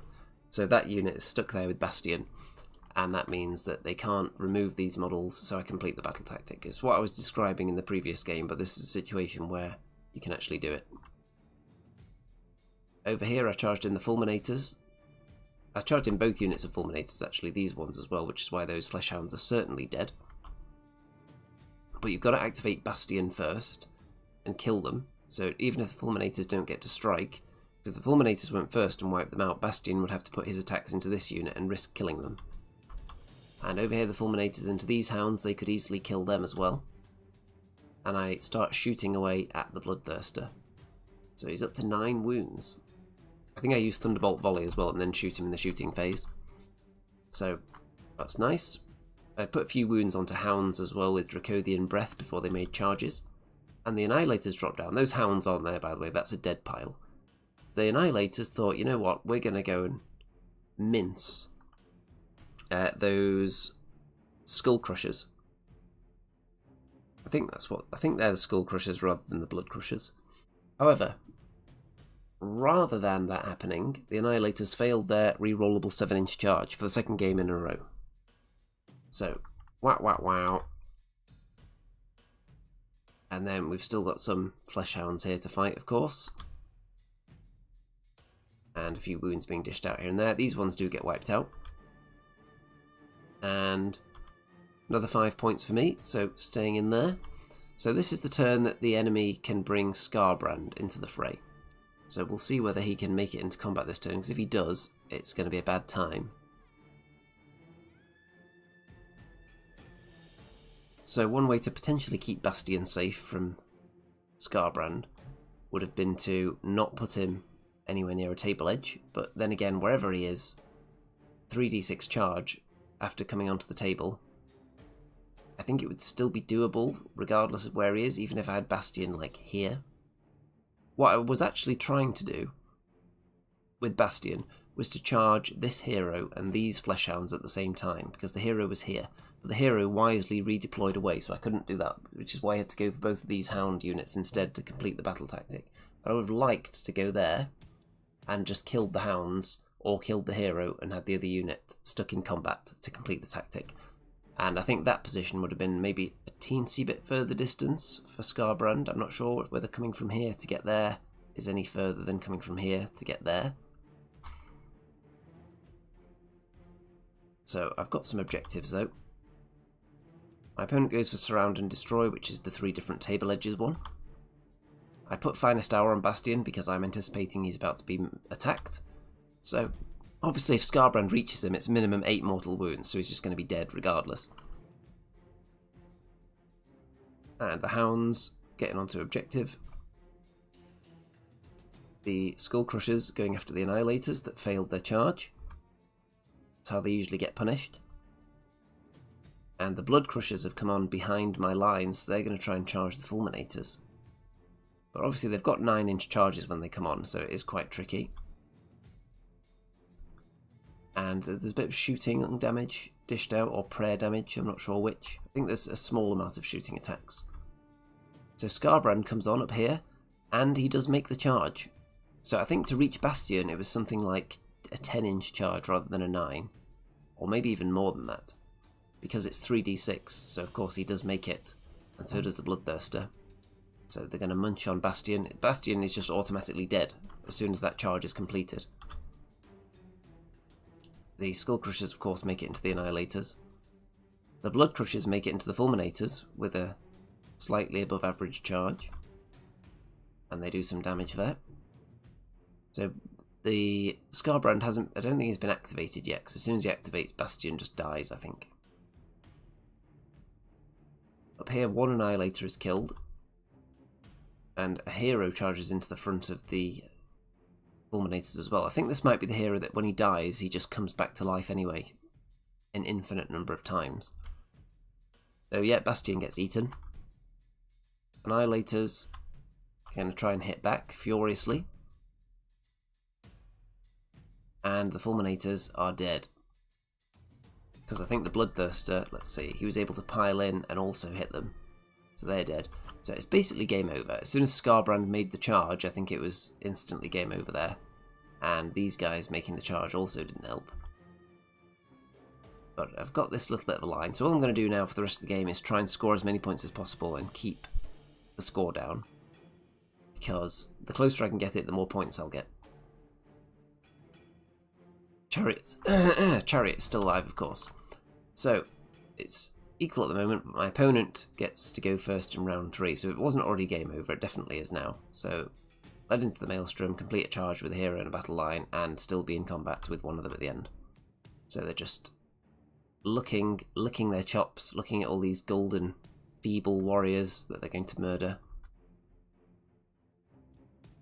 And I do redeploy the Imperatant to try and keep him alive, so that my next unit of Annihilators come down closer to the enemy than they would do otherwise. Blood Crushers get in there. Skull Crushers versus Annihilator battle goes on. They're not actually that great at fighting the Skull Crushers, they're just very tough to kill, which I'm not sure whether that's particularly corny. Long Strikes are dead. Vanquishers are dead. Imperatant is not dead. Chariot is not dead despite Fleshhound attack. Annihilator is not dead. Imperatant piles in and wounds Scarbrand. Okay, so another 5 points for my opponent. What can I do in this round? If we go back, did I have a wide shot? Not particularly. So there's not a lot of objectives I can score now, or battle tactics I can do, with the limited number of units I've got left and the fact that most of them are still in combat. So I do put the Fulminators into these guys at the top there. Fresh Annihilators come down, and they... Let me go back and see what was going on there. So who was next to the Bloodthirster?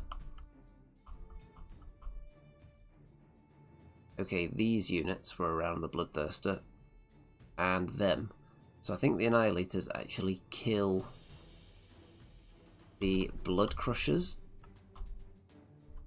Let me go back and check. Not 100% sure on that one. Maybe. The Annihilators definitely came in and did something. Yeah, because they're too close, they can't have failed their charge. So they definitely did some kind of murdering here. And I get 1 point, because I didn't complete Surround and Destroy, which is get into the 3 different table edges. Because I think one of the units I was relying on to do it... Oh, wait a minute.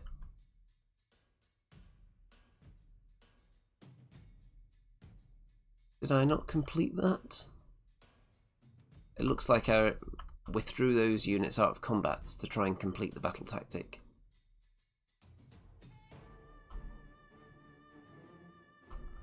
I don't know.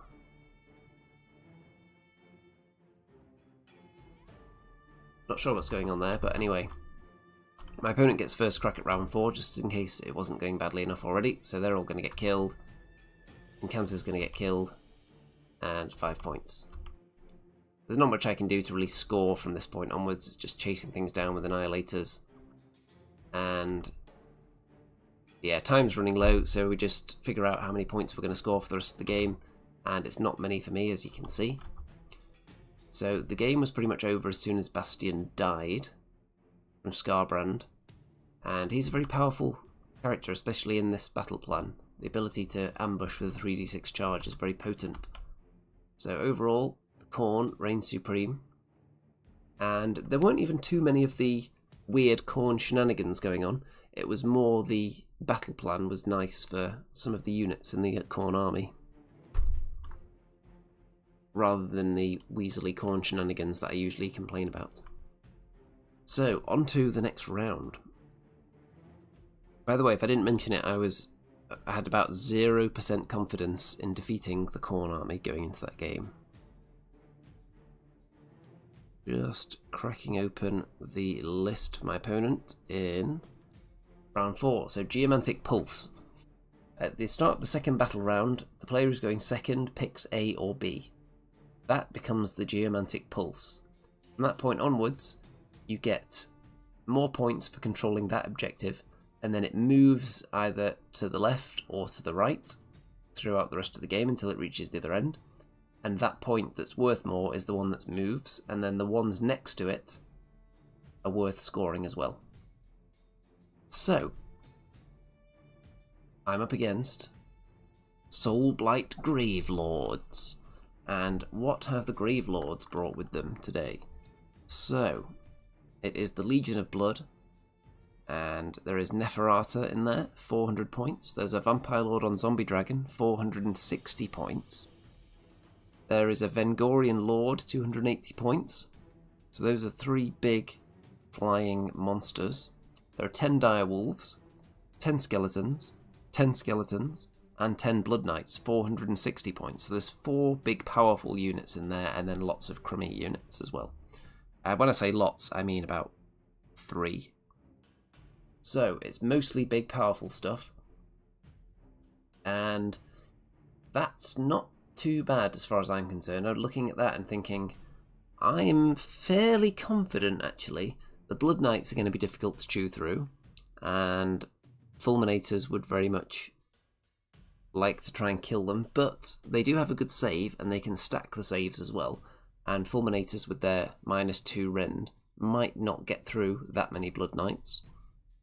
Annihilators doing mortal wounds when they land and on the charge can do some damage, but 10 of them is a lot.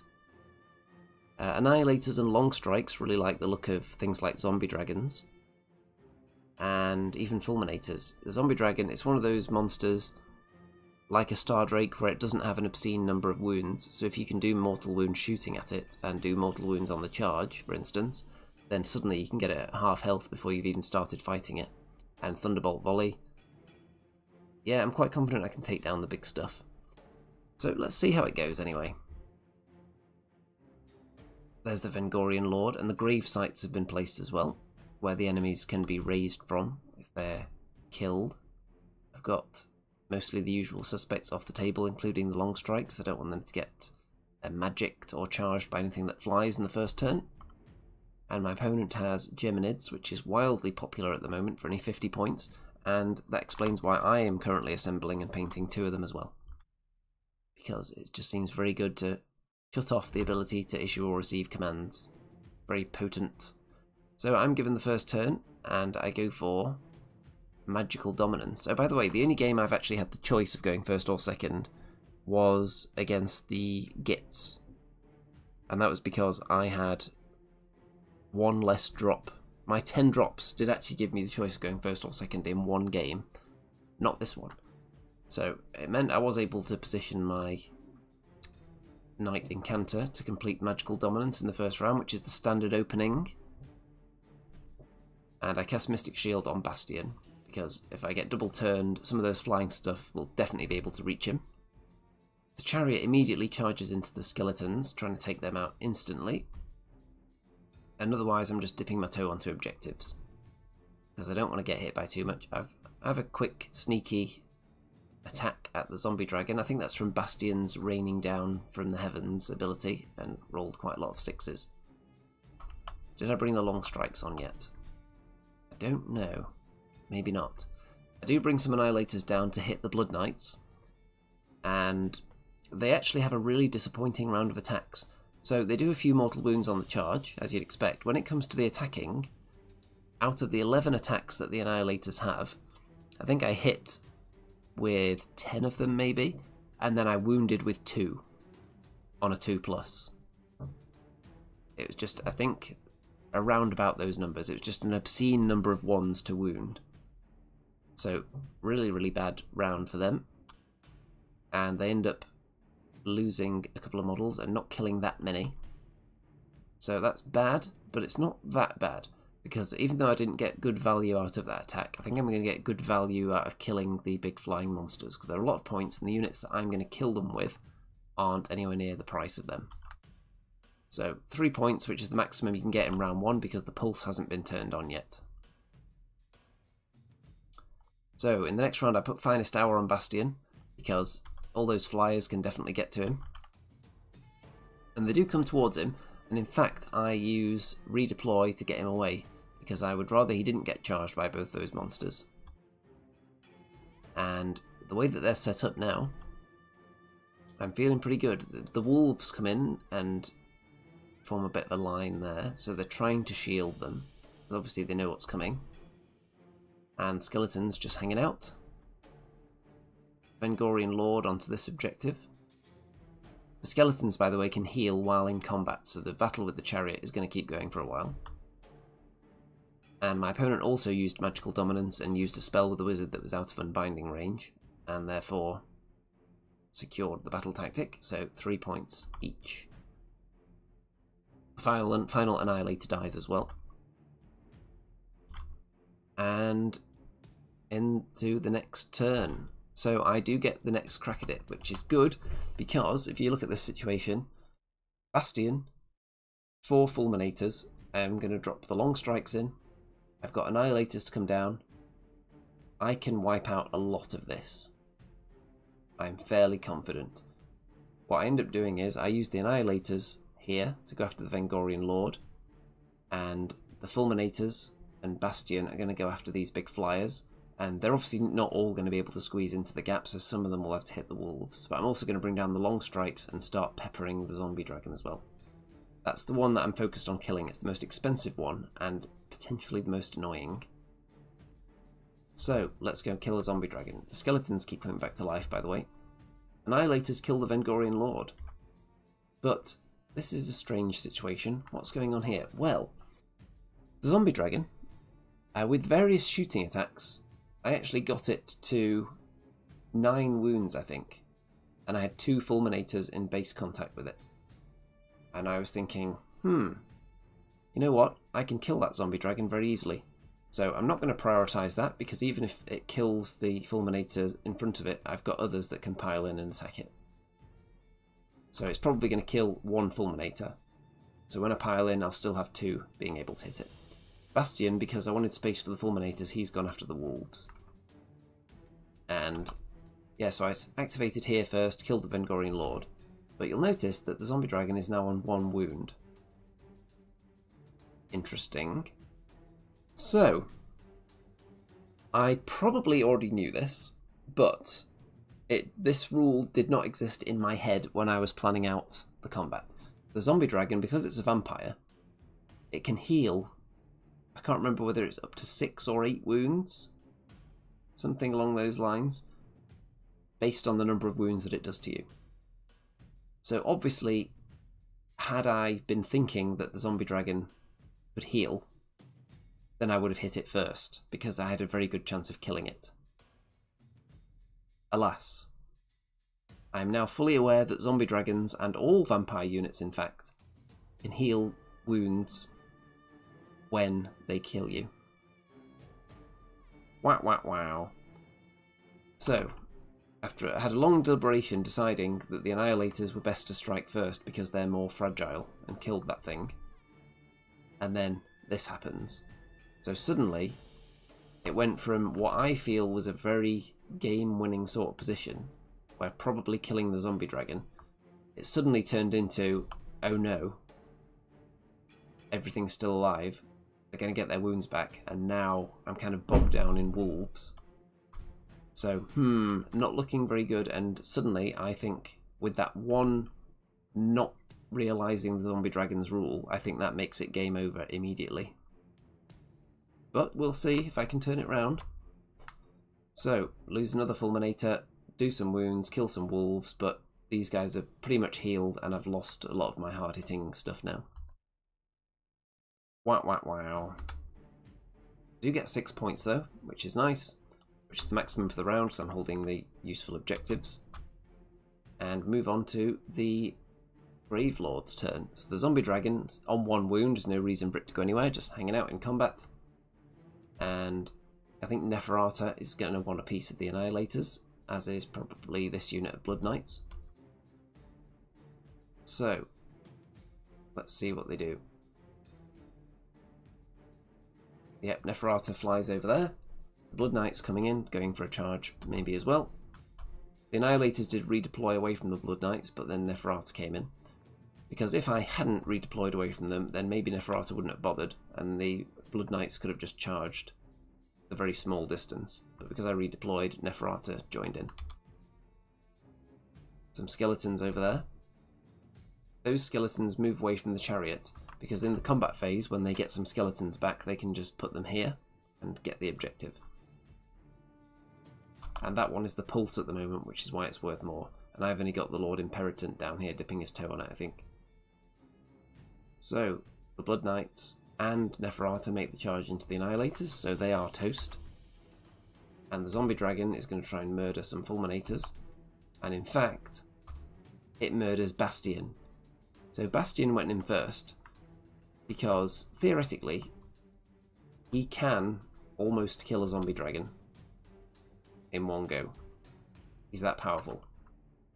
And then, so this was the plan anyway, if Bastian does maximum damage to the Zombie Dragon, gets it way up there, whoever the Zombie Dragon attacks will then explode and do mortal wounds before it heals, is how I understand it.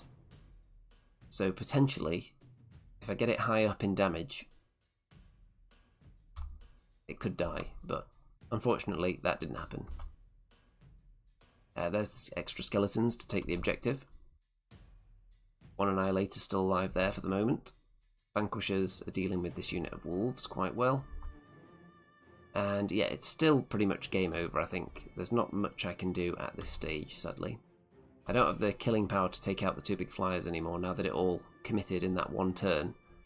And then, because of the sequencing and not activating the Fulminators first, lost the opportunity to kill the Zombie Dragon. So it is important. When normally, in fact, pretty much every game I go through and ask whether there are any ways of getting models back, whether there's any out of sequence charge moves the enemy can make. In this particular game, presumably I must have forgot to ask whether there are any healing abilities that any of the creatures have.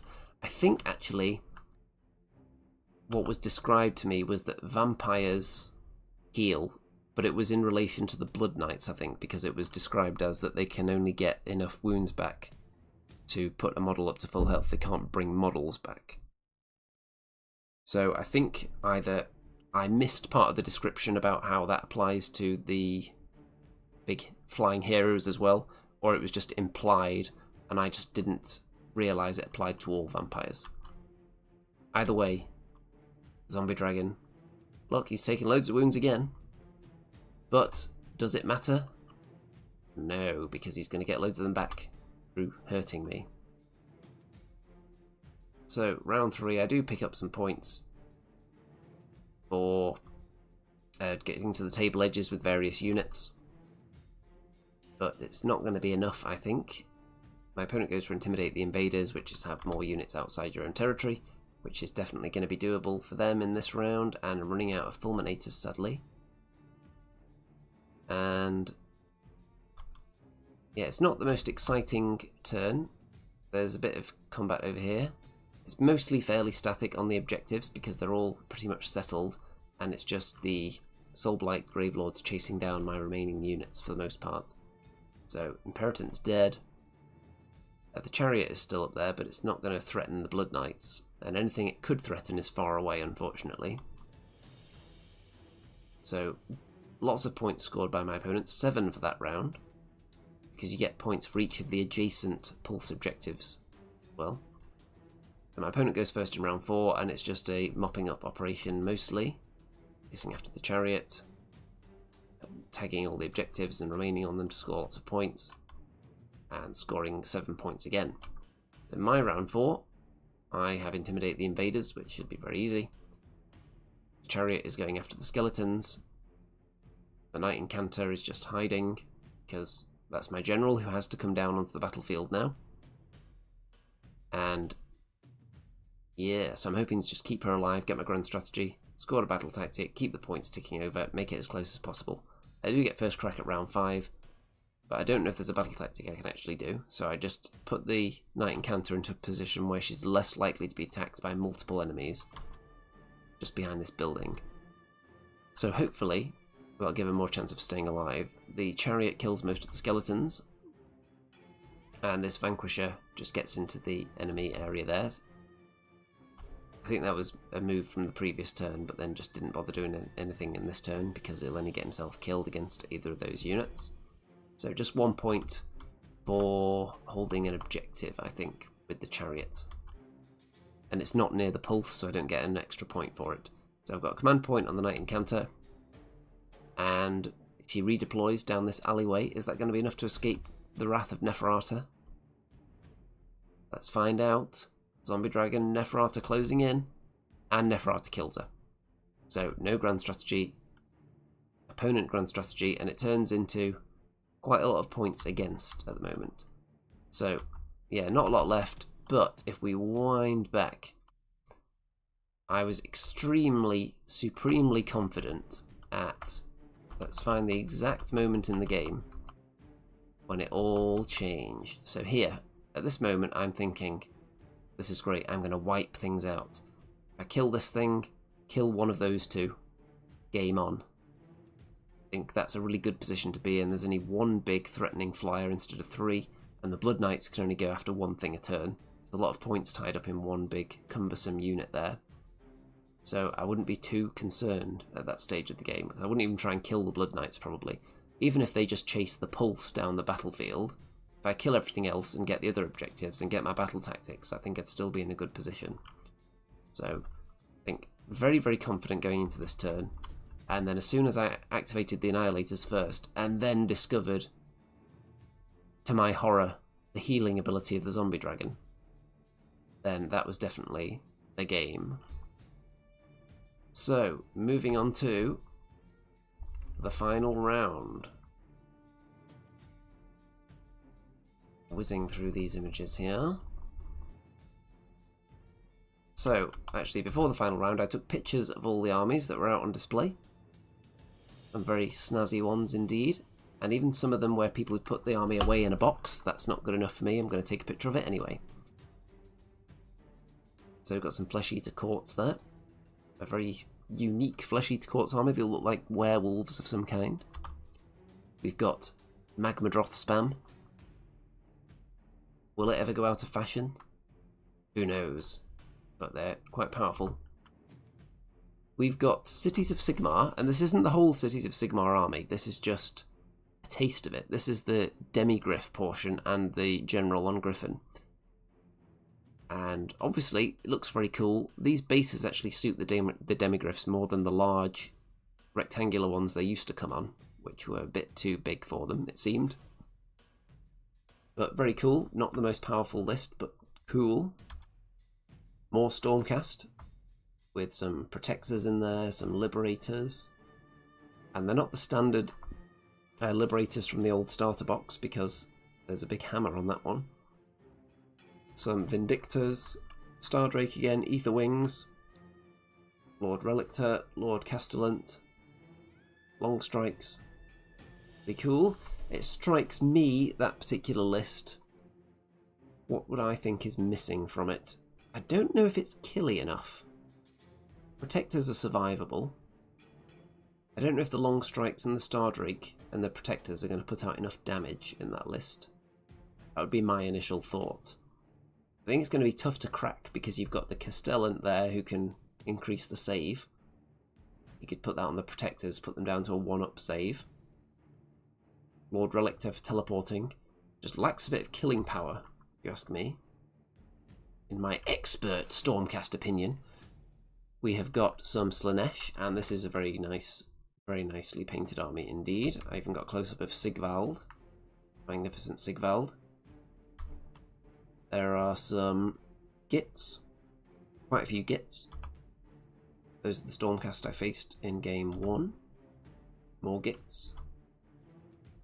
some Seraphon. More Seraphon. Corn in a box. Zinch on a tray. A couple of close-ups of the Zinch there. Some more Gits, obviously, there's the ones I faced earlier with 1,000 goblins. And onto the final game. So, limited resources. The way this battle plan works is that there are 6 objectives.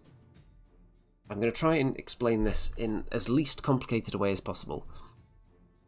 So, if you hold an objective, if you then also hold that objective at the end of your next turn, that objective is no longer available for you to score. You can still contest it to stop your opponent scoring it, but you can't use it to score after scoring it 2 of your turns in a row.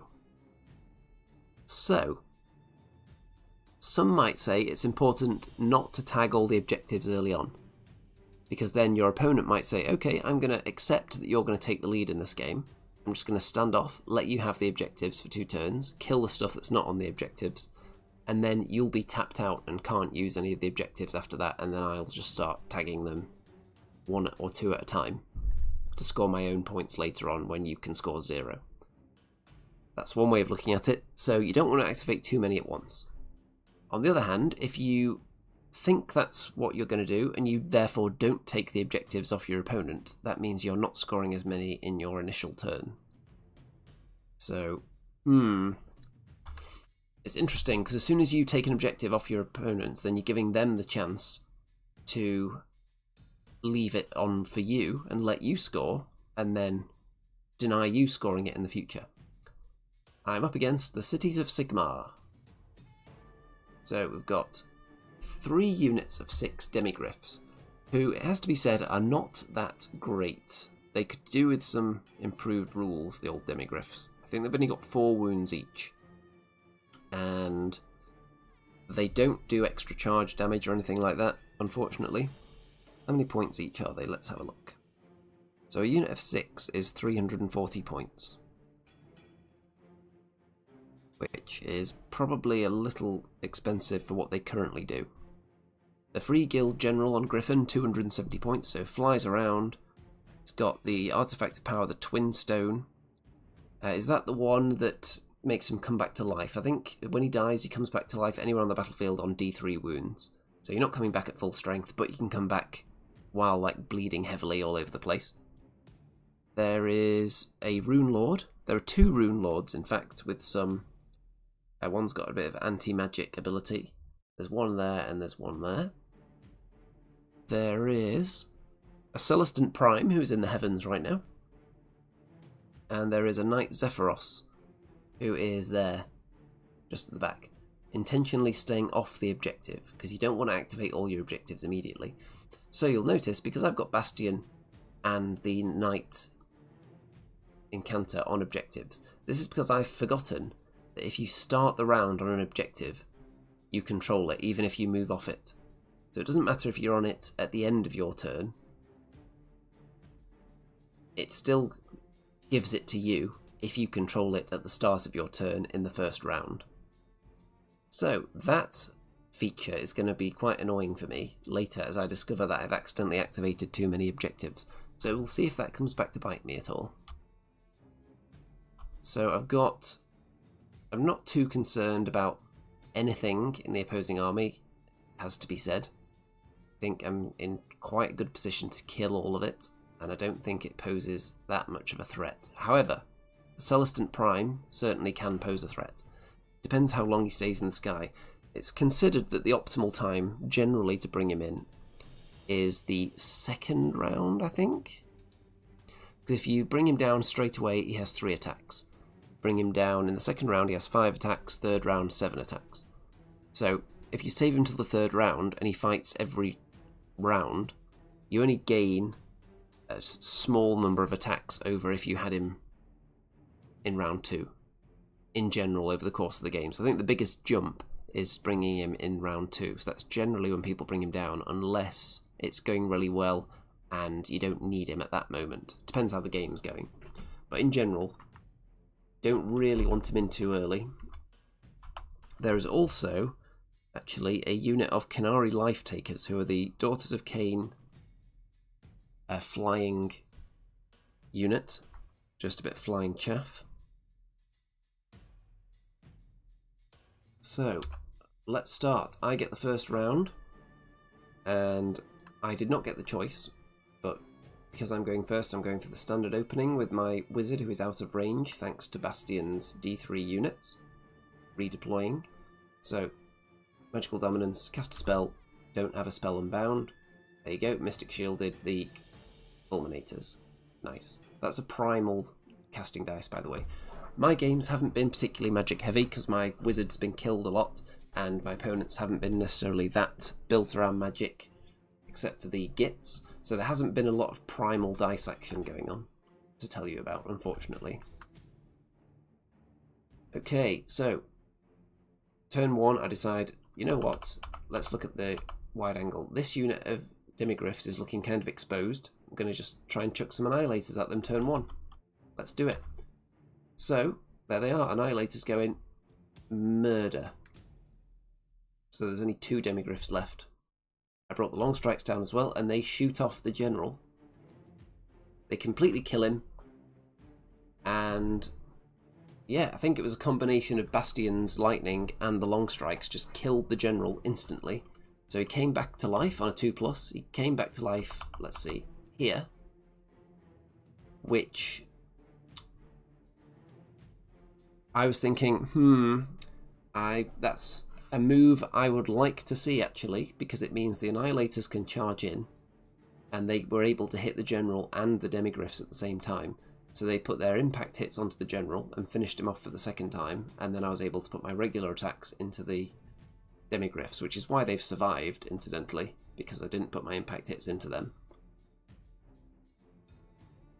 And there we go. So I would say, end of turn 1, it's essentially game over, if not for one small thing I overlooked, which is that I own all 4 of these objectives, which is bad in this scenario, because if my opponent doesn't take them off me, from turn 3 onwards, I can only score on these 2.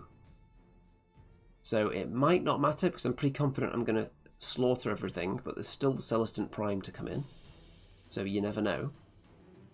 But accidentally having these 2 objectives, I was planning to not have these 2 at the start of the game, and just take these 2, and then later turns tag these 2. But because I started on them, I accidentally activated them. So it's good if you know the rules. 5 victory points into the Cities of Sigmar turn. So what are they going to do in retaliation? Well, they're not going to rush and take the objectives off me because they want them to be burnt out so I can't score later. The Runesmiths are running around. Celestant Prime comes in and he gets pretty much an auto charge when he comes in. So is he going to try and kill my general spellcaster, or is he going to try and kill the fulminators? Let's find out. The Knight Zephyros attacks my annihilators, and the Canary Life Takers come on this objective, with the 2 remaining demigryphs retreating from combat. Now, the Celestant Prime did come down now. I can understand it is a dire situation when you lose your general and you've lost most of one of your combat units. You've lost a lot. I can understand why you would want to bring him down at this stage. I'm just not sure if he's going to have enough attacks to chew through my entire army on his own with only 3 attacks a turn.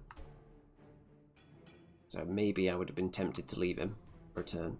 Especially because you might get the double anyway, and he auto charges when he comes down if you choose to. So, it's a debatable one. He goes after my general though. The Annihilators kill the Knight Zephyros that attack them. The Knight Zephyros, by the way, had some abilities that boosted the damage and the rend on her weaponry, which is maybe why she felt confident going after them. But the Knight Incantor does get killed in the end because the Celestant Prime uses a Cities of Sigmar, I think it's a faction ability to attack again at the end of the combat phase, so she does get killed in the end. Now, if the Cities of Sigmar get the double turn now, what will they do? So, the Celestant Prime will probably be able to kill something else.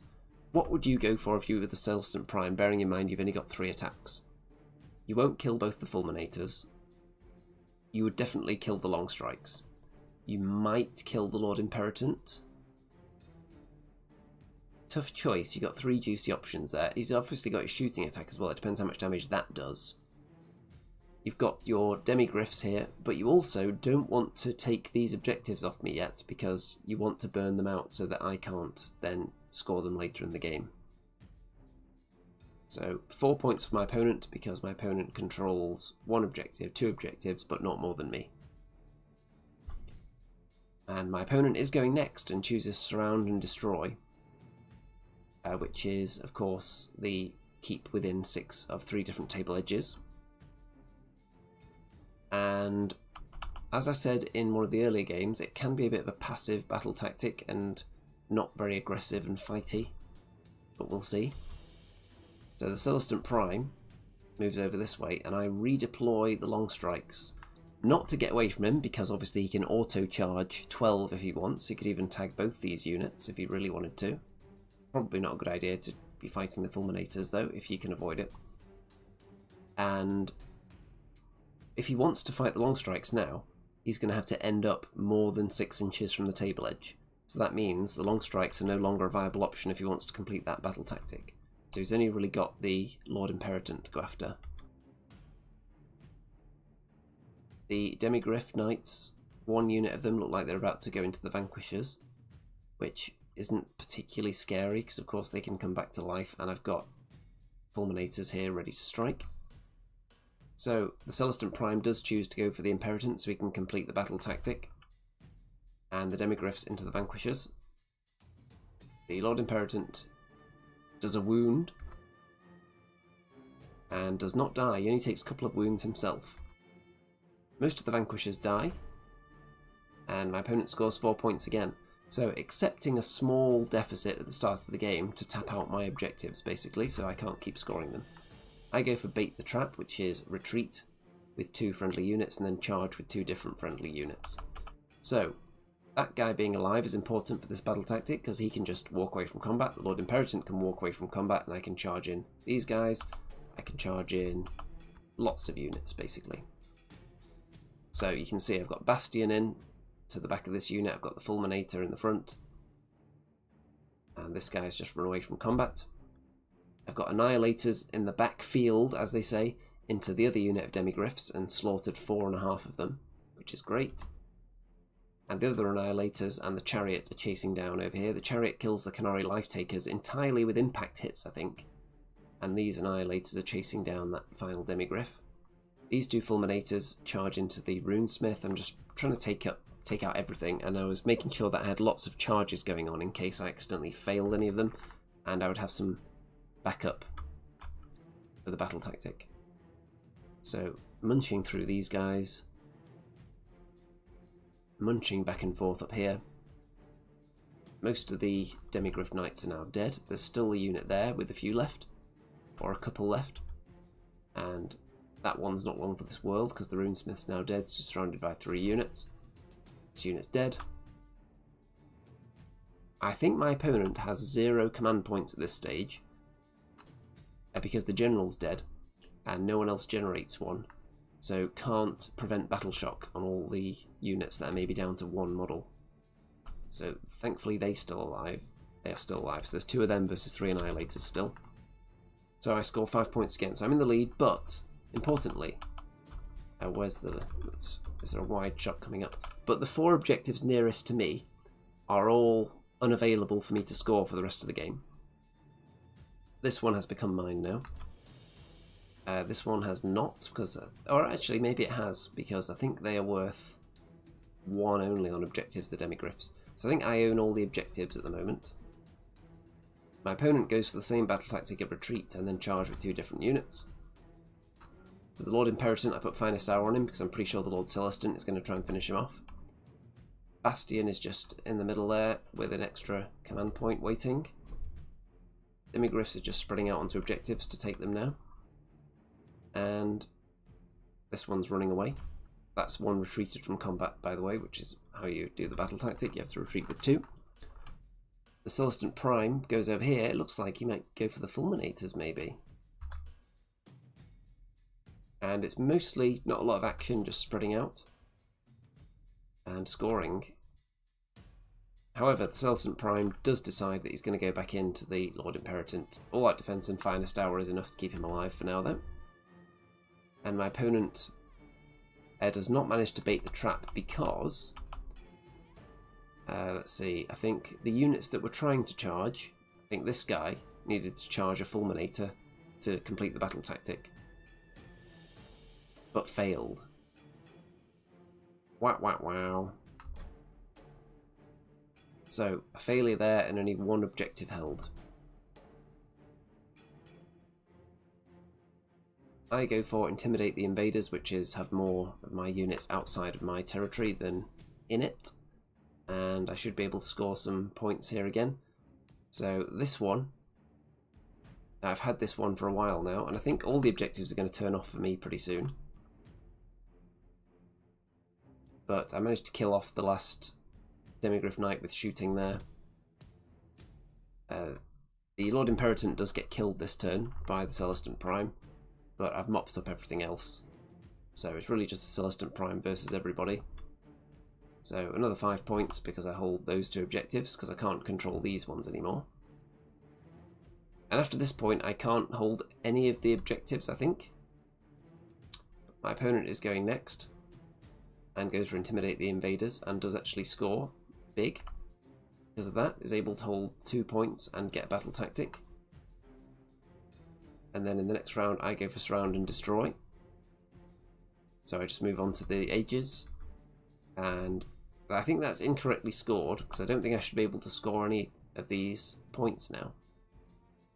Maybe one of them. I'm not sure when I actually took them all. So maybe I should have slightly less points than that now. Maybe that should be a 2. Which is obviously still fine, because the game's not going to last much longer. And at the end of that round, I was able to get another battle tactic, I think. Or maybe I wasn't, and my opponent wasn't either. And just scored 1 for holding an objective. Yes, I don't think I should have actually scored those points in the last round. Let me see. So, how many should it have been? I should have got first 3, that's fine. I think that round I should have got 2, which puts me on 17. And that round 0. My opponent gets 12, 14. Yes, I think if we'd tallied it up correctly, I think I should have had slightly less points, because I don't think I could have scored these objectives the last turn or 2. So, obviously it's the last round and we were in kind of a rush to resolve it, so obviously didn't go through it clearly enough. But, there you go. I think other than accidentally setting off the 2 objectives at the start of the game via deploying on them, which is just a silly mistake, other than doing that, I think that game went pretty much as smoothly as could be expected. That Cities of Sigmar list, my opponent was even saying it's not very strong, it's just the last dance of the Cities of Sigmar before the new book, basically. And a lot of those units need a boost. Severely. Demigryphs didn't really offer any kind of threat. The General coming back on 1 wound wasn't really any way to save him. Especially since he died immediately after coming back. But in general, my army was just much stronger than that one. My list. And it could have been a very, very wide margin had I not made that weird deployment mistake with the 2 objectives. If I'd left myself with something to score later in the game. So, overall, that is 3 wins, 2 losses, which I am quite happy with. And first time out with this General's Handbook, what are my thoughts on it? Well, first of all, I think I was slightly handicapped on my grand strategy by going into it making a list with a strategy that no longer existed and then having to choose a different one on the fly. I think the Annihilators are pretty good now. I think when you look at why they weren't good in the previous handbooks, it wasn't necessarily good to take Annihilators as battle line in the Galatian Veterans era, because then you could bounty hunt them to death and they would take way more damage than ordinarily they would. Grand Hammer's less of a concern though, because of course they kind of go in and kill stuff and then die anyway. And the previous season, it was all about the Woodchipper and the Retributors, who were very strong because of that one Galatian command battalion, where they could strike immediately after the hero, who has the Quicksilver, and then they all get to fight when they get charged. So that was amazing. So the Annihilators couldn't really compete with that.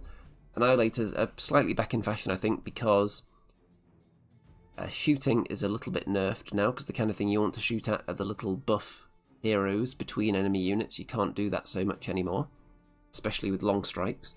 So when it comes to choosing between long strikes and Annihilators, I think more Annihilators compared to the number of long strikes is the way I'm looking at the moment.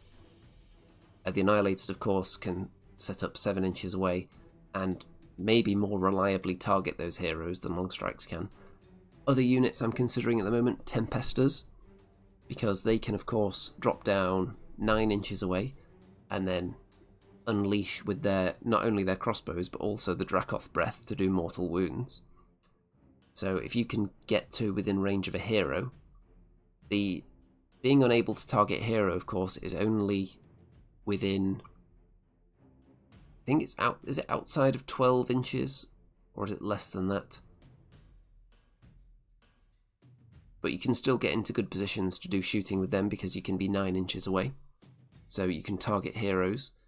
You could potentially still be -1 to hit with the crossbows, but of course the Dracoth Breath doesn't care about being -1 to hit, it just always hits on 4s. So I've magnetised my previously concussor models, taken the arms off, and I can now fit the spears or the crossbows on them. So at some point I'll get one more box, and then I can potentially do a list with 4 Tempestors and 2 Fulminators. I think that sounds quite tasty at the moment. And if I could even get Krondys painted, that opens up some interesting list options, because he's got a lot of enemy debuff spell ability. And he does some good damage himself as well. He's a pretty good fighter with enemy debuffs. And to keep him alive, there's units like Praetors that you can bind to him. And if they can't keep up with him, of course, you've got the Lord Relictor to translocate them after him to keep up, potentially. So there are some options for different things, if I actually get the units painted, of course, which I'm hoping to. There's Endless Spells, which I've had the Endless Spells box for a while, actually, I just haven't painted them. So I've got the Geminids and the Purple Sun at the moment, which I could get painted, which are definitely, they would synergize quite well with lots of shooting from like your Tempestors. Tempestors really wouldn't like the enemy to be all-out defensing against them, because a lot of targets, those wounds won't be going through. So denying them the ability to use command abilities, so they can't all-out defense, would be very nice. What else have I got available to me? I've got Stardrake, I've got loads of heroes. I'm not sure which heroes are going to be great at the moment. I've got the Lord Veritant, who is slightly improved this season because he can deny magic quite well, and there's going to be a lot of magic floating around probably. Still got Gardas. The issue I have with Gardas is that the sub-faction doesn't unlock any of the cool stuff I want to bring as battle line, which means that I have to then pay for 3 battle line units that aren't that amazing. So I can't, for example, take the Dracothian Guard as battle line if I take Gardas. Unless I just run Gardas out of his sub-faction and don't put his ward save on anybody, which seems like a terrible idea. Bastian is obviously too expensive and he's not that competitive, so if he came out I could immediately slot in, for instance, a Lord Relictor and a second Chariot if I had one, or a Lord Relictor and any other hero. I could basically fit in 2 heroes minimum for the price of Bastian. 3 very cheap ones almost. So I have got some options, and I'll be doing more tinkering with lists. There aren't that many AoS tournaments actually coming up in the next couple of months. There is... Let me have a look at my tournament calendar here, because we've just had about 5 AoS events in a row, haven't we, on this channel. So I think the next one, there's Kings of War at the end of this month. There is Kings of War early August. Then there is Age of Sigmar event at Warhammer World, mid-August. And then after that there's Clash of Kings, the biggest Kings of War event of the year, in early September. Then I'm running my next Dead Zone event, Code Orange 2 Project Tangerine, which you can find on Facebook if you put in Code Orange 2, or if you go to the 2D6 Orange Facebook or 2D6 Orange Wargaming community, which is linked in the description. You'll find information on that tournament there if you're a Dead Zone player. That's September the 23rd.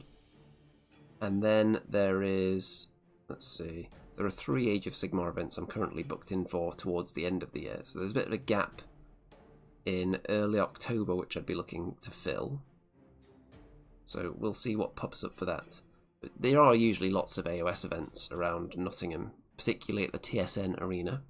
As someone who lives pretty much in the heart of Nottingham, it's very, very convenient, which is why I've been able to attend about 16 tournaments in the last 12 months. Compared to Kings of War, where I've probably done about 6 in that time, and Dead Zone is probably 2 or 3. So, yes, it's definitely dominating the channel, just because there are a lot of tournaments nearby, so it's very convenient. So if you're an Age of Sigmar fan, good times. Not so great times if you're a fan of the Andy and Rem show, which is of course red hot sizzling Age of Sigmar content, because Rem has been on several world tours with the fun-loving criminals. So he is not, I don't think he's doing a tour at the moment. So we still need to do a battle report from the doubles event, where we had one game teamed up together. Last time we need to do a duo battle report on that, and then we're going to do some shows. And for anyone who's actually stuck with this video to the end, you might get an interesting tidbit of information here.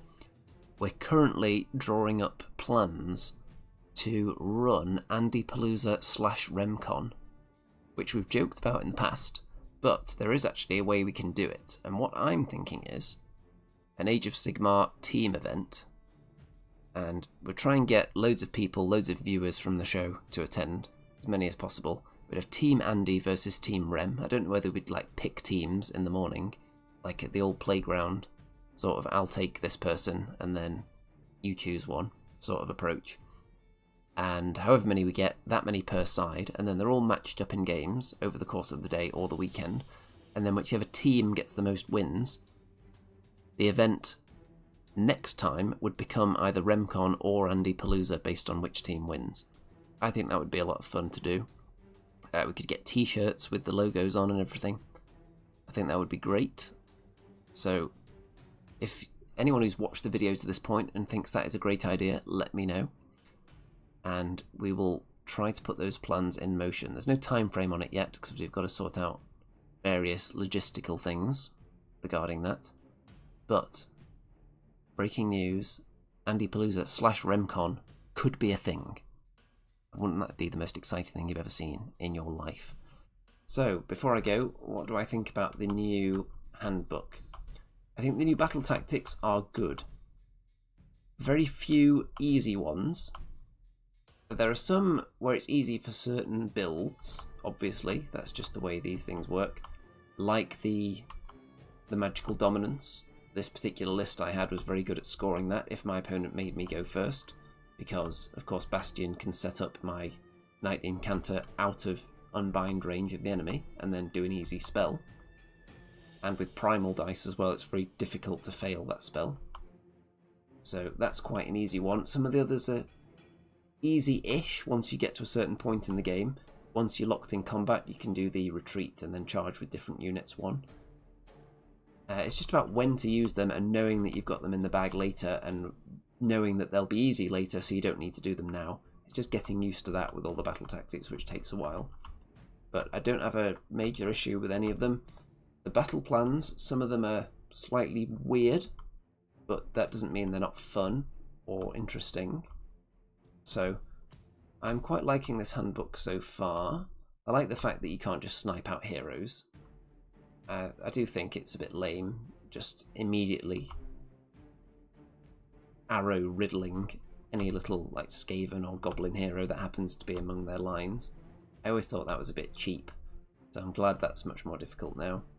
Even though it doesn't benefit me in any way, because my heroes aren't really in a position to hide amongst the rabble because I don't have any rabble. So overall, I like what I see so far. Looking forward to going to more events, playing more games, try and get some games in with Rem soon as well. That hopefully take less than a day to play with his legendary playing speed. So let's get the video thumbnail back up here. And don't forget to check out all the links in the description. Don't forget to like the video if for some weird reason you haven't already. Don't forget to join the Facebook group, Discord server, follow me on Twitter and all that good stuff. And obviously, it's a very expensive hobby going to this many tournaments, so you should probably pledge your life savings via Patreon or PayPal to this channel so that I can continue to behave as the beacon of light in the murky, foggy seas of wargaming and guide you towards entertainment and enlightenment. Sounds fair enough to me. With that, all that remains to be said is, good night out there, whatever you are.